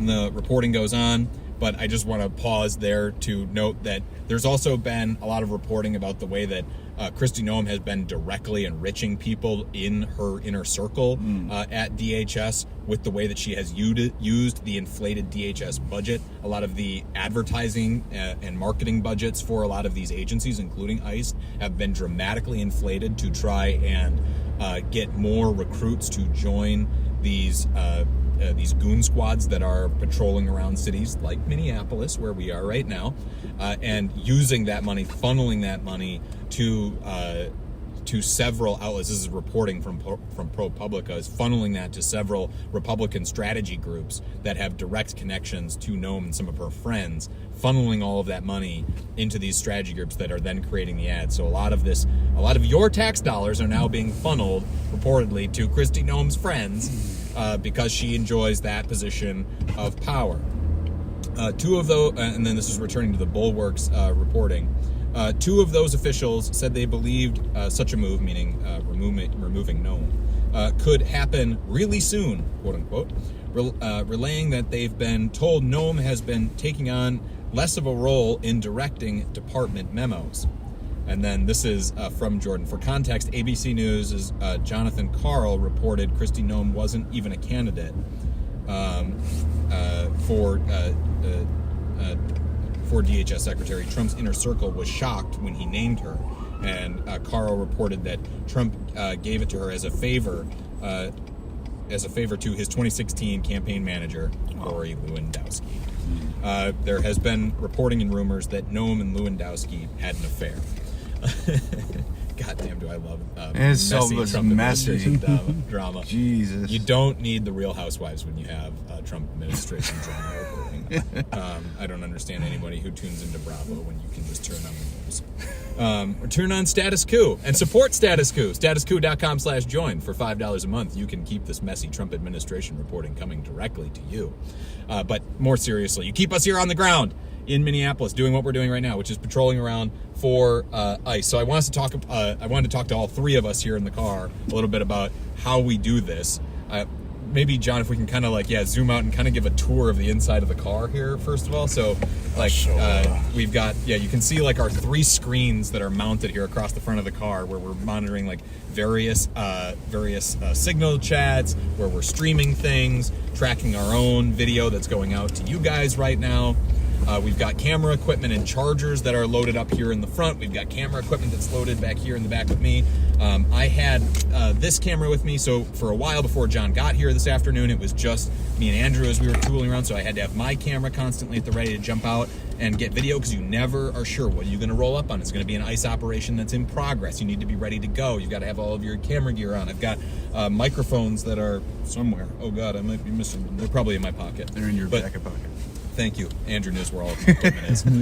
So I've got microphones that are shoved in my pockets right now, ready to whip out so I can record everything that's happening as it's happening. I've got a piece of equipment right here that we're using to bring you this stream right now. We've got more camera equipment piled here behind John. So it's all very tight quarters in here. And this is what we're doing for hours and hours, is we're patrolling around in these neighborhoods where ICE has had an activity, and patience is the name of the game. And it really goes from nothing is happening to all of a sudden you're at a dead sprint. And I guess if I could just get your guys' thoughts on the similarities and the differences that we have seen covering ICE now in these different and their operations in some of these different cities. I can lead us off and talk a little bit about here in Minneapolis so far. What I have seen is that ICE, like I said earlier in the stream, likes to scatter when you flick on the light and all the bugs in the room go running for cover. It's a lot like that. People are showing up and ICE is scattering for the most part. There've been a few high profile incidents where they have not, but that's what I'm seeing. I'm seeing them travel in smaller groups. So at least to my mind, Chicago was hard to track down ICE. John and Andrew, I'm really curious for your thoughts on this. To me, what made finding ICE and Border Patrol in Chicago difficult was the sheer size of that city. By the time you would drive over to a neighborhood, they would be, it would take you half an hour, 45 minutes to get over there, and then they're gone. They've wrapped up operations there. And then traffic too. Yeah, you run into traffic. Oh my God, how many times did we run into traffic on 290?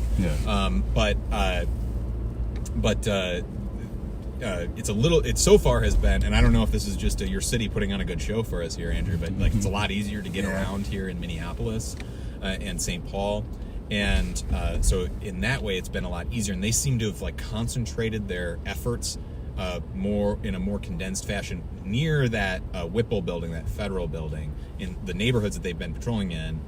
At least for the last 2 days that I've been here, I've been very close to that building. Curious for you, and John, you can probably weigh in on the differences that you've seen in Charlotte and in New York as well, and how they compared to. I'm using Chicago because that was the last city that I was in as my base here. But what are you seeing that's similar and different? I guess I'll start with Andrew since the camera's on him.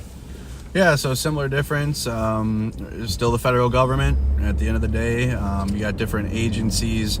I think that's on purpose too. They make it confusing. You don't know who's who. You don't know, hey, is that ICE? Is that Border Patrol? Is it DSI, DHS? What, like, is it the military? Is it the National Guard? And that's on purpose. I feel like the Trump administration's purposely trying to confuse people so they don't know what's what, so you just comply. So no matter what, like, it's uniform, authority figure, comply, which that's not how it works at all. Like, you don't have the, you do not have to, like, federal agents do not have power over you if you're just observing what they're doing. They can't come into your space and detain you or do anything to you, because you have the First Amendment right to stand there and your freedom of speech and freedom of observation if that's what you're doing. So, like JT said, we've seen sporadic situations that can happen. It is easier to travel around in the Twin Cities than Chicago by far. You know, with Greg Bovino and the Border Patrol, they move around in a posse, right? But Greg Bovino's kind of got his, like, his police that he keeps around him when he travels around. So, like, when you do find them, you're with them and you see them and they're loud and they want to be seen. But it's just a matter of getting to them. But here, it's really just tracking the community response in order to be able to get to where we're going. Like, we're really plugged into the Minneapolis, St. Paul communities, and they've been organizing. We had a protest yesterday that me and JT went to. It was like a more of a, there was an anti-war twist to it, but it's still the same message. They were still against ICE at the same time. But like tomorrow, there will be protests we're going to. We had a protest in the extreme cold on Thursday outside of Target because ICE agents were using Target as a place where they can stage. And now, I don't know if JT mentioned, but the Minneapolis mayor put out an executive order to where they can't use ramps, they can't use government, they can't use city resources to stage their vehicles in. And then they also open the door for private businesses to reject the federal agents from using their parking lots for staging. So we've had like a pretty, and then you also had Minneapolis Police Chief Brian O'Hara yesterday put out a pretty strong statement. I'm not gonna quote him exactly, but he had essentially said that, you know, if the Minneapolis Police Department has to respond to a situation in which ICE is harassing people or whatever, then he expects the Minneapolis police to have the backs of the people and not play security for ICE agents. And so, I mean, that's a statement. That's something we'd have to see play out for real, because that's such a statement. But I mean, hey, it's something, and it signals that the city of Minneapolis and the Twin Cities aren't necessarily siding with the federal agents, at least from like with a city perspective. But we've had to track that. We've had to make sure that, you know, hey, the city is keeping their word. The protests, I mean, they're and also like in Chicago, you had the Broadview protests that you could always return back to. You know, they had like a centralized protest right out here. It's kind of hard. It's cold. You know, holding space all day long in this weather is very tough to do. And I commend anyone that would do it. So that's just kind of the difference is like, we don't have a consistent protest that is at like the Whipple building that, you know, where we're seeing detainees being taken to. We saw that a lot in Broadview. And a lot of protesters being able to directly protest those ICE agents as they're coming in. So it's a lot more legwork here. Well, vehicle work, I guess. We're not really on the ground walking around. But, you know, it's a lot more trying to do open source intelligence gathering. And that's basically what a lot of this work it boils down to right now. And the difference between here and Chicago, like JT said, size difference, ability to get to location quickly, and then being able to get and, you know, figure out the information and make sure that we're going to the right place too. So, you know, we can be there on scene for any potential raid or, you know, any harassment, which is what we've experienced, is ICE harassing community members from just following them and tracking them. Yeah, and that's the stuff that you don't necessarily see, like the behind-the-scenes work that goes into it, like the hours and hours. Like, you might see a video posted on Twitter from a journalist covering what ICE or Border Patrol is doing in some of these communities, and it's like a 20-second clip of absolute, you know, brutality or something that's just horrible to look at in the way that these communities and families are being ripped apart. But all of the work that goes into actually being able to be in the right spot to get that shot, I mean, it's hours and hours of work to be sure that, like Andrew was just talking about, like making sure things are confirmed. Am I going to a scene that's actually going to be a scene? Do we have enough information? Is it worth us going all the way to get there? And then once we're there, can we find the action that's happening? And then can we get out and actually, you know, get our cameras there and actually get get the shot to be able to show people this is what is happening, so that it's not just the Trump administration's propaganda that's out there as to the way that they are conducting themselves in these communities. It's all about safety. It's all about safety. You understand? Transparency. Yeah. It's all about we're so transparent. Look at us. We posted this Twitter thread where we used several allusions to white nationalist memes in order to communicate what we are doing out here in these communities is entirely on the up and up.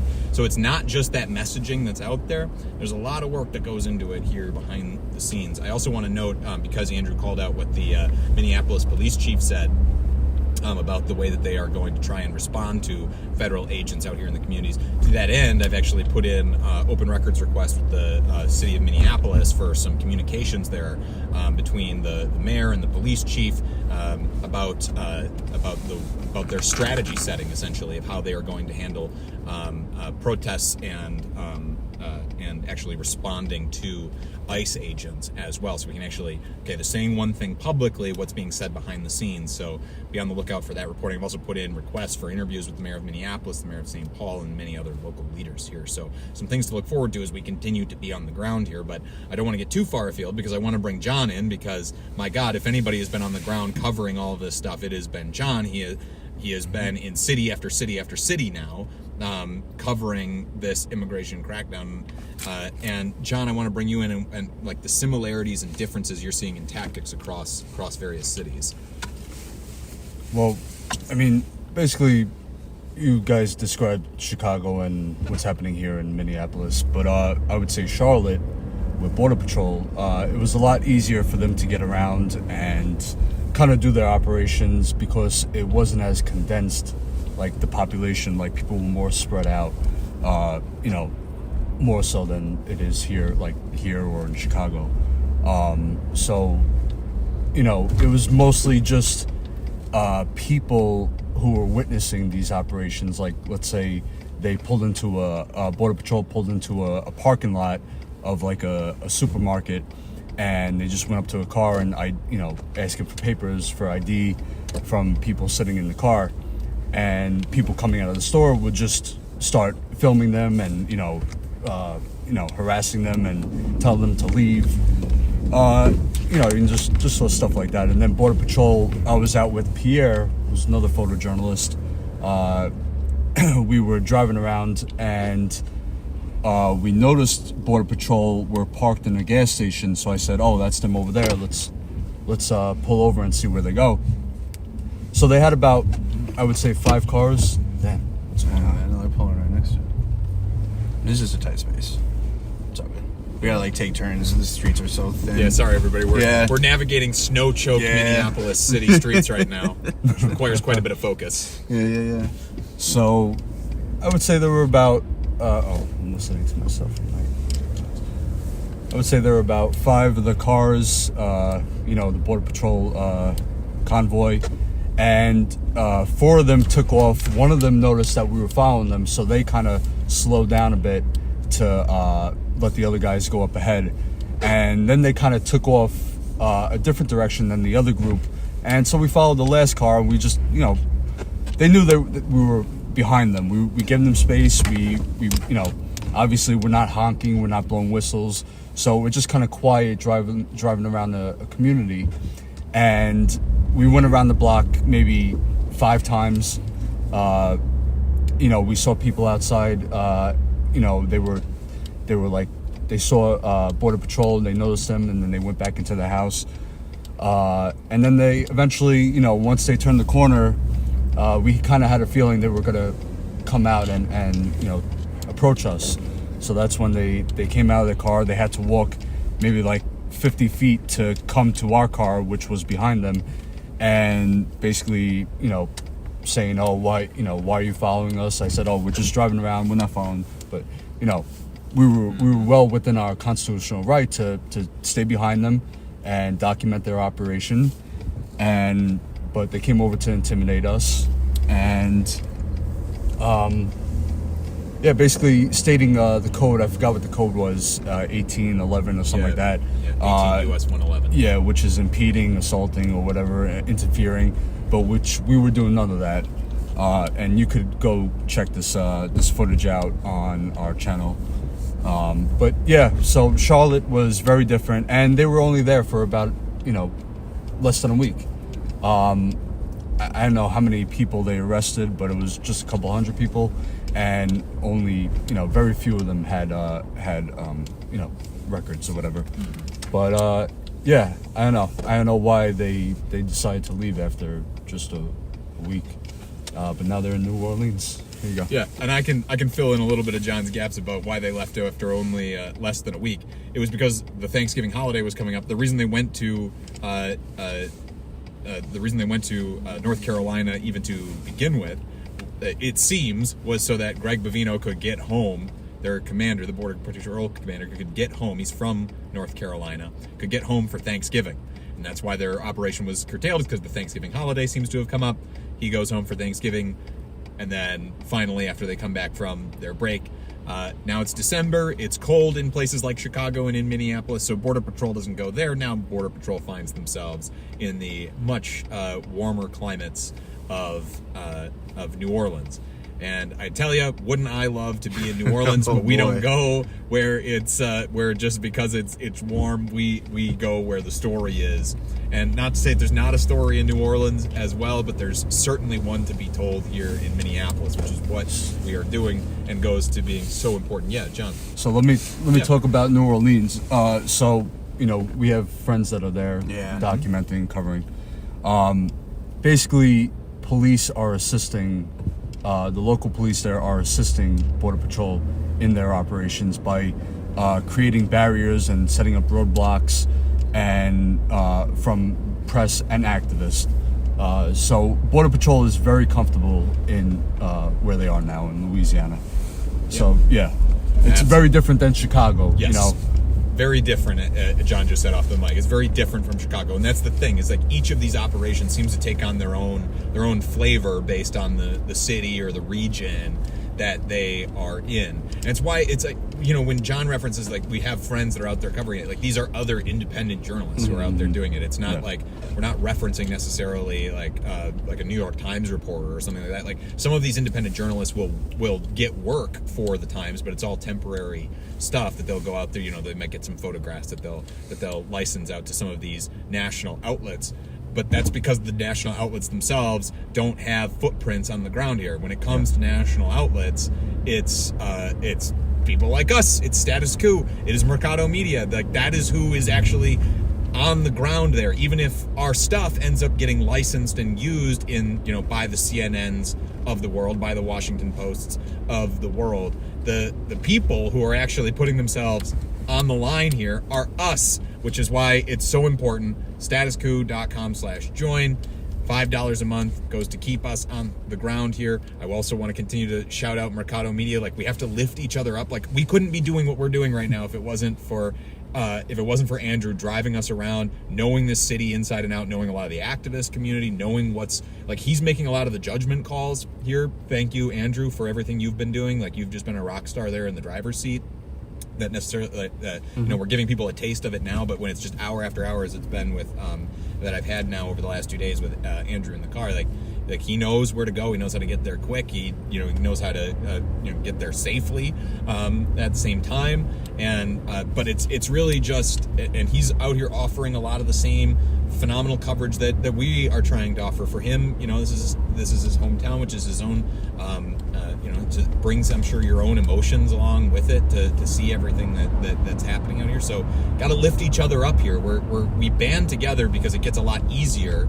We're able to cover the story a lot more robustly when we're all in the car together, because somebody can be doing directions. Right now, we're doing this live stream, so Andrew's kind of on his own to be navigating everything, in addition to me shoving the microphone in his face and being like, "Here, also do my job for me," at the same time. But it makes it a lot easier on us. Like, we have to lift each other up in these times to be sure that we're all safe, that we can all get the story, and we all work together in that way. So I believe firmly in lifting up other independent outlets like Mercado Media here. Andrew, I would kind of be curious. I just kind of opened the door myself here. Like, what does it feel like to see your own community now become the one that's in the crosshair? You've seen it now happen with these other cities, with LA, with Portland, with Chicago, and now that those crosshairs seem to be trained firmly on the Twin Cities, how does it make you feel as a resident? Not any good. It validates what I had predicted going into the year, though, that when the immigration enforcement and the National Guard was sent to Los Angeles and they had started messing with California, I had already known Minnesota was going to be on the list eventually. Tim Walz was the runner. He was the vice president select for Kamala Harris, and he obviously has beefed with Trump personally, and Trump, it takes personal, he wants revenge on people that are politically against him. So Tim Walz being our governor, I mean, I already knew Minneapolis, and I actually had told my stream all year that, hey, like, eventually Minneapolis, it's going to come back here, and sure enough, here we are, like, at the end of the year in December. I was thinking we were going to make it through the year without any federal enforcement like we're seeing now, but right at the end, because speaking of New Orleans, I had actually planned to go to New Orleans with our friends that are there. Like, we got Amanda Moore is there, you got Scooter Caster is there, doing great. Ford Fisher, I think, it just showed up. So the great independent journalists that are out there. And we were, I think, Status, you guys are going to likely go too. We would have been there, but now, hey, like, we got these federal raids here at home. And for me, I mean, I'm from Minnesota. This is the Twin Cities where I got started. Like I mentioned earlier, I started during the riots out here after George Floyd was murdered, and I followed that story every day. I was in the streets for 15 to 18 hours a day streaming on Facebook, like going up and down this very street, Lake Street, back and forth. So, I mean, I already knew right away it was important to plug back in and make sure that the Twin Cities gets the attention that it deserves during these raids. And, I just want to continue to do that. But yeah, as a resident here, this is my home. I want to make sure my people get the information that they're looking for. I have family that are here that is looking for everything that's going on. So, it's really close to home, and it kind of puts me right back into 2020 again, but a lot colder. A lot colder. Yeah. And yeah, and Andrew's making reference to the fact that this was the scene of the George Floyd riots. I mean, there are whole parts of the city that still have not been rebuilt. Like, as we drive around here, Andrew will point out a place to me and be like, "Oh yeah, that building burned down. That building burned down." And the scars in this community are still very much left, and that's a story that's continuing to be worth covering. I was just talking to Andrew. I'm gonna try and get in touch with some of the activist community out here, who was doing a lot of organizing back at that time to really get that sense of how far has Minneapolis and the Twin Cities come from those from 2020, and how much further does it have to go in the name of progress. One more thing too. Yeah, go for it. One more thing, if I could mention too, as well as some of the research we did going into the year, actually into the election last year, was Project 2025. And it kind of became a meme and like kind of a thing, but it is a real thing. It's the Heritage Foundation's plans for the United States and taking the reins of government and sending these federal agents, mixing them in with the military. It's all part of that document and that plan. And so this is just a part of it. Yes, it's important to hyper focus on making sure our immigrant communities are safe and giving this story the attention it needs. But as you zoom out, according to what I read in that document in Project 2025, and I read it out on stream and we went into it, took hours, but a lot of this is lining up with the plans that the Heritage Foundation had put into that document. And we're seeing it in real time now with the federal agents in our cities. It's all part of that. Yeah, despite the Trump administration, or despite Trump on the campaign trail wanting to claim that he had no idea about Project 2025, wasn't involved with it, tried to distance himself as much as he could. Well, what's the lived reality here is that they're actually carrying out that draconian wish list of fascistic goals. I want to bring in our chat a little bit, mainly just to read off this comment from the Relaxed Guys 5888, who says, "Canadian here. Actually thought you were looking for ice holes to fish in. Anyhow, good luck, neighbors." Well, yeah, different kinds of ice fishing are now happening in the United States, but thank you to our neighbors from the north for tuning in to our personal authoritarian dissent here in the United States. Glad that we can make good TV for you. But since you're here, maybe consider, I've talked a lot about like financially supporting us here on the stream. I should probably back up to say, like, I recognize that is not in the cards. Even as low as $5 a month or 16 cents a day is there's going to be people who can't afford that. If you can, I mean, I think anybody here can afford to click. Share this stream, like this stream. It's something that I try to harp on here, but that is that A lot of these social media giants, YouTube, Twitter, Facebook, Instagram, everybody, they do not value real journalism. They don't value the on-the-ground reporting. They don't actively work to boost it in their algorithms. So we have to rely a lot on you being able to get this stream out. So doing things like signaling to the algorithm that this is good content, that things that more people should be watching, these are stories that people should be paying attention to, the way that American cities are being occupied, the way that families, communities are being torn apart, using your tax dollars. Please send that signal to the algorithm by either liking or subscribing. You can at least manage that for us, please, and thank you. We would be very grateful as we go on the ground here in another city. Been in Minneapolis, we've been in Charlotte, we've been in Chicago, we've been in DC, we've been in LA, we've been in New York, we've been in Alligator, Alcatraz. That's just on this one story, and there are so many other stories of places where corporations have just gone and outright poisoned people that we love to cover. The data centers. Yeah, the data centers right now that are happening that are putting such a strain on people's water supplies, the way that your electricity bills are skyrocketing at a time where inflation was already out of control, where the cost of living is on everyone's lips because it seems so impossible. Even if you're doing everything right that you were told to do in this country, you're working a full-time job, your spouse is working a full-time job, maybe you've held off having kids, you haven't been able to afford a home, and now you can't even afford the basics of groceries or your electric bill because of the way that corporations continue to price gouge. These are all stories that we're covering. Maybe you're trying to organize a union at your workplace and it's being squashed, or you are in the throes of unionizing. Maybe you work at a Starbucks right now that is on strike. These are all stories that we have been covering here on the ground in ways that corporate press, mainstream press just has not. So any support that we can earn is much appreciated. I do want to start to probably start to draw the stream here to a close. We've covered all of like the big points that I really wanted to cover coming into tonight, but I wanted to kind of toss back to you guys one more time about maybe some of the themes that you want to watch here in Minneapolis, since Andrew, this is a little different for you because since you live here, it's not necessarily the start of coverage for you, but at least looking forward into the future. John, since you're just arriving here, like what are some of the themes that you want to tease out? Andrew, what are some of the themes that you're looking for as to like how things might play out here in Minneapolis that we can tell people to pay attention to in our future coverage of what's happening out here? Well, there we go. Tomorrow's a new week. It's a Monday. We got press conference at noon right away.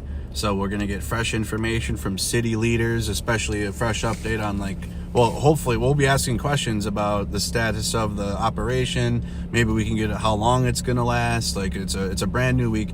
We also have protests tomorrow. There's protests going to be taking place in the city. So we'll be doing some protest coverage. At least I will be. I'm sure they will be on the ground as well. Status quo will be there. And we play it by ear. I mean, Minneapolis is a very active community. There's a lot of activists here. So, I mean, protests could pop up on a moment's notice, and like people are ready. People are ready for that here. So the cold won't deter the city. It might get colder out here, but the community is still standing together even during all of this. So I mean, we're gonna be out here doing what we're doing, sticking with the story, listening to the channels, hopefully getting to the scene. When ICE is there, and we can. If there's a liaison we can talk to or anything, they haven't talked to us. They just have done intimidation tactics and been weird. They've been weirdos, I think, to us. But it's like if they had a liaison to talk to or they were doing it the right way, they wouldn't be acting like this. They wouldn't be just patrolling our streets here in the Twin Cities looking for people. Like it's weird.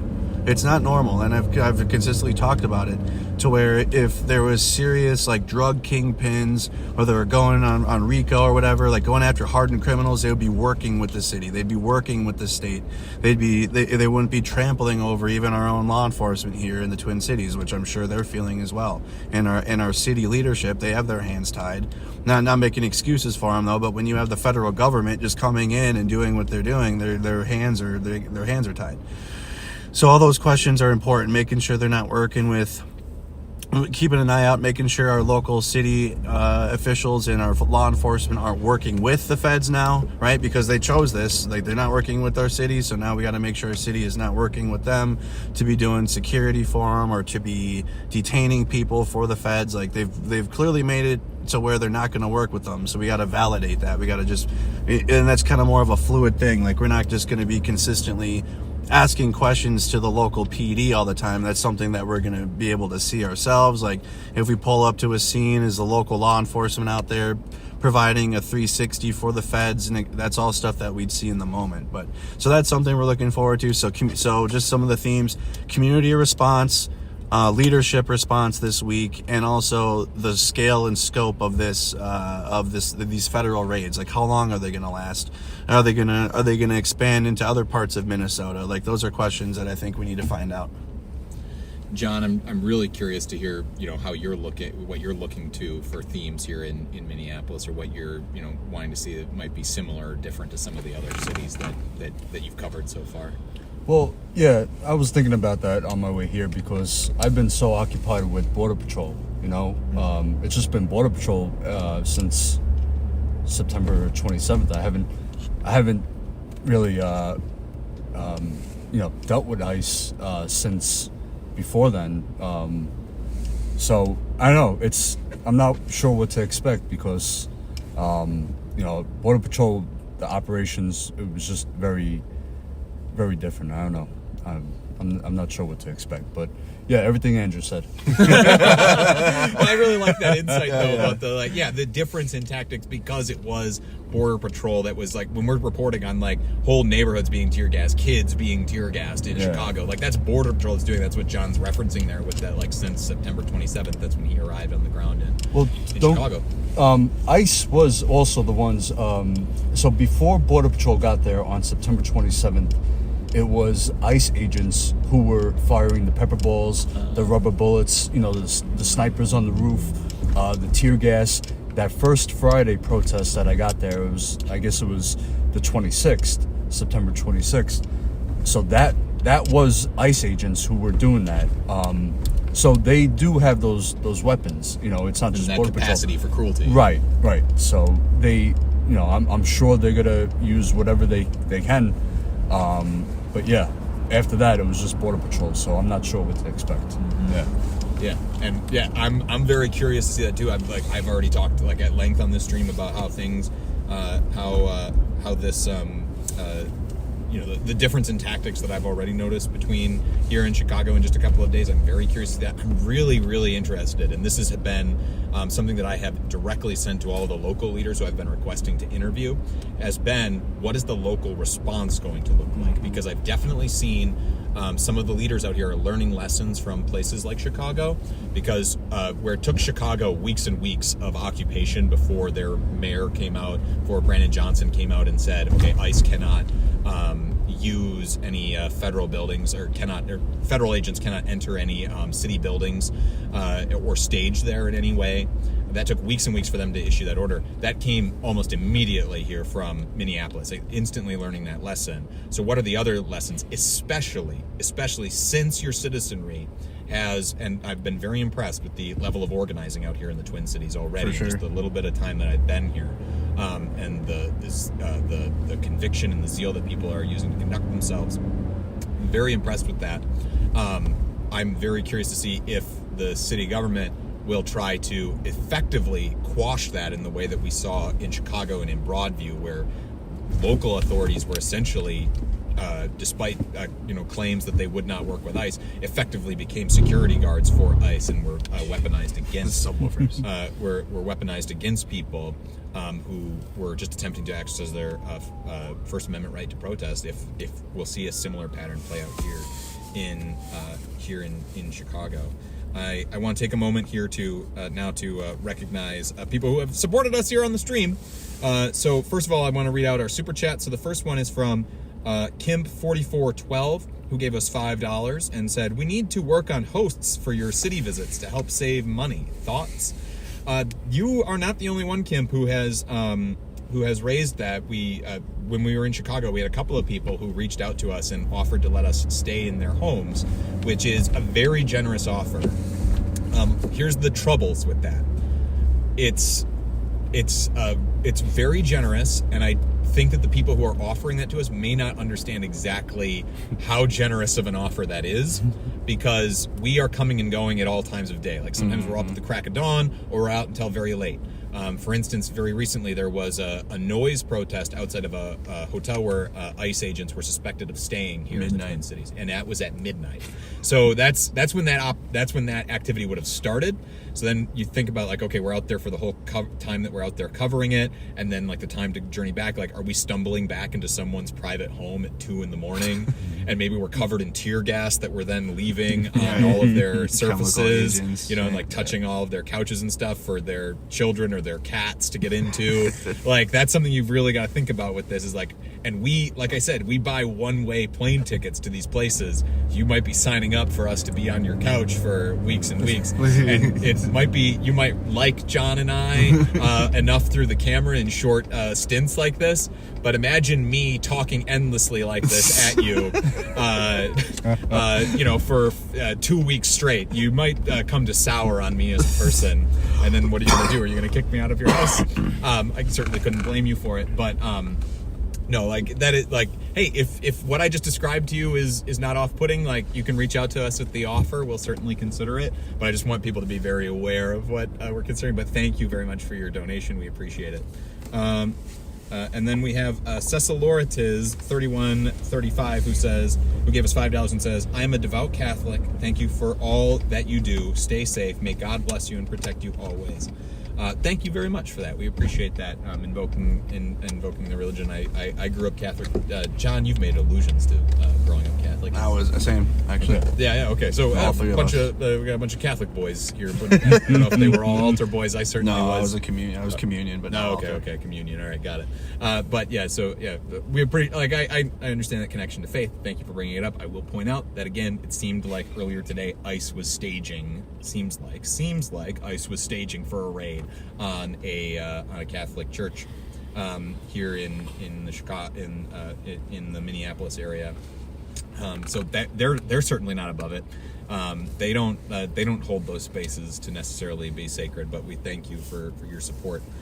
Classy Anti-Fascist gave us $2 and said, keep up the good work. Thank you, Classy Anti-Fascist. We appreciate that. Keep up your support. We appreciate it, and we will keep delivering the good work for you. For our members, our YouTube members, we have Popcorny, Cricket Cinema, gifted 1 membership, Betty Jean, and Mountain Baker Girl. Appreciate all of you.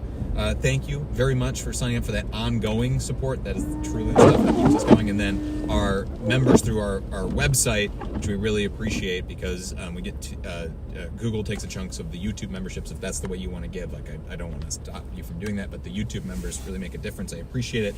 Our new website members are Suzanne and Dixie, so thank you both very much. We appreciate you. And again, one more time, if you want to become a member, statuscoup.com/join for as low as $5 a month. 16 cents a day goes to keep us in these cities on the ground as we embark on a new reporting trip here in the Twin Cities. Andrew, I do want to give you the opportunity to plug your stuff as well, since you've been so generous with your time, and I know that you want to go eat dinner, and I've just kept us going live here for much longer than I initially discussed. So why don't you go ahead and use this opportunity to pitch yourself? Well, thank you, JT, again, and we're going to be doing this until the operation concludes, and however long it goes. But yeah, Andrew Mercado from Mercado Media. You can catch me on YouTube. I'm live on YouTube right now. I'm live on Twitch. We're live on Facebook. So we're on those 3 platforms. You can choose whichever one you want. And yeah, just support independent journalism, support Status Coup, that membership, any YouTube membership you give to independent journalists. I tell you what, we appreciate that, because it really does keep us going to the next story, because, corporate media gets millions of dollars. They get big paychecks, big paychecks and bonuses and all types of stuff. And, we're just not there. So supporting independent journalism goes a long way. It continues to keep us at the story. So again, Andrew Mercado from Mercado Media. I can't wait. I'll see you guys out throughout this week. I'm sure I'll be in a video or 2 in the middle of this reporting, because ICE has messed with us already. But we're going to be at a protest tomorrow, and I'm sure this won't be the last you see of me on Status Quo. No doubt. Thank you all very much. John, any parting words you want to say? Nope. No, John says no. Nah, he's good. All right, so I'll I'm hungry. John says I'm hungry. All right, He's so I'll ready for sign off food. quickly. So from the backseat of a truck somewhere in Minneapolis, for Status Quo, I am JT Siskowski. Good night. Hell yeah. All right. Nice. So, Chad, that was kind of like a behind-the-scenes stream of everything. So that's why we were talking about how important independent journalism is and stuff and things. So, and also I was watching the chatter the whole time. There was nothing, so we weren't missing anything. Okay. Oh, but you were wondering why we just take. I figured. I was kind of wondering. It's a lit street. It's lit we up. on just one street And, going. yeah, back we and were on the forth. same I did street not for an grasp hour. that at all. I thought we were all over the. It was city. because otherwise we would have been in like side streets that suck ass like that one, and I'm like, nah, let's just stay on Lake Street. It's just easier to drive back and forth. Thank you for the yellow, whatever yellow and whatever teal is. I'm not sure whatever those are. Thank you for another teal. I can only just shout out the color. I can't see what you're writing until we get there. You don't know what yellow or teal means, but your whole livelihood's based on them. I know. Yellow and teal. I'll just shout out the color and thank you for it. That was my strategy on the way to Chicago because I streamed the road trip there. Oh, you did? Oh, yeah. I streamed the road trip there just to kind of hang out, and I play music and stuff, and it's fun. To where? Just Chicago, the whole way, 5 hours or whatever it is. Just stream myself driving, people were tuned in. Folks was tuned in. But all right, yeah, I'm actually gonna sign off myself, you guys. So I appreciate you guys all for tuning in today.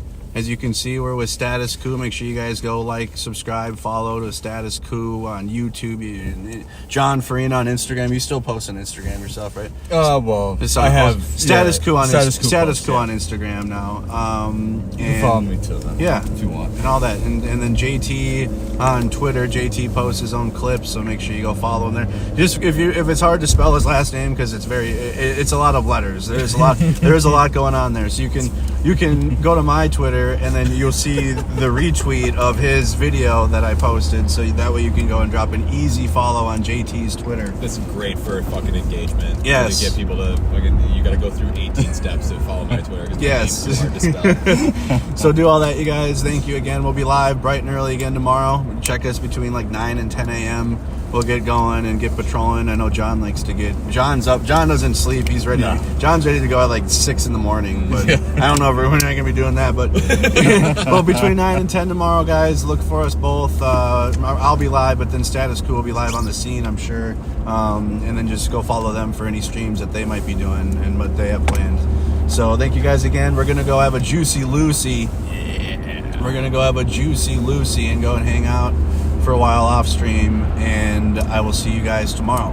Gaming channel. I might game tonight. We'll see, depending on how late we're out. I get tired now because we're actually doing real work, so I get tired. So I might not game, but if anything, I might game. We'll see. So Mercado Gaming on YouTube. Thank you guys again for watching. Leave a like, subscribe. Thank you to everybody that supported throughout the day. Go check out the earlier stream. This stream, we didn't really have a whole lot going on, but like it'd be like that sometimes.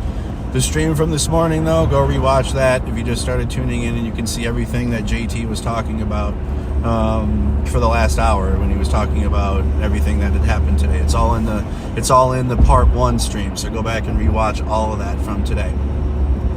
All right, guys, thank you again for supporting independent journalism and Mercado from Mercado Media.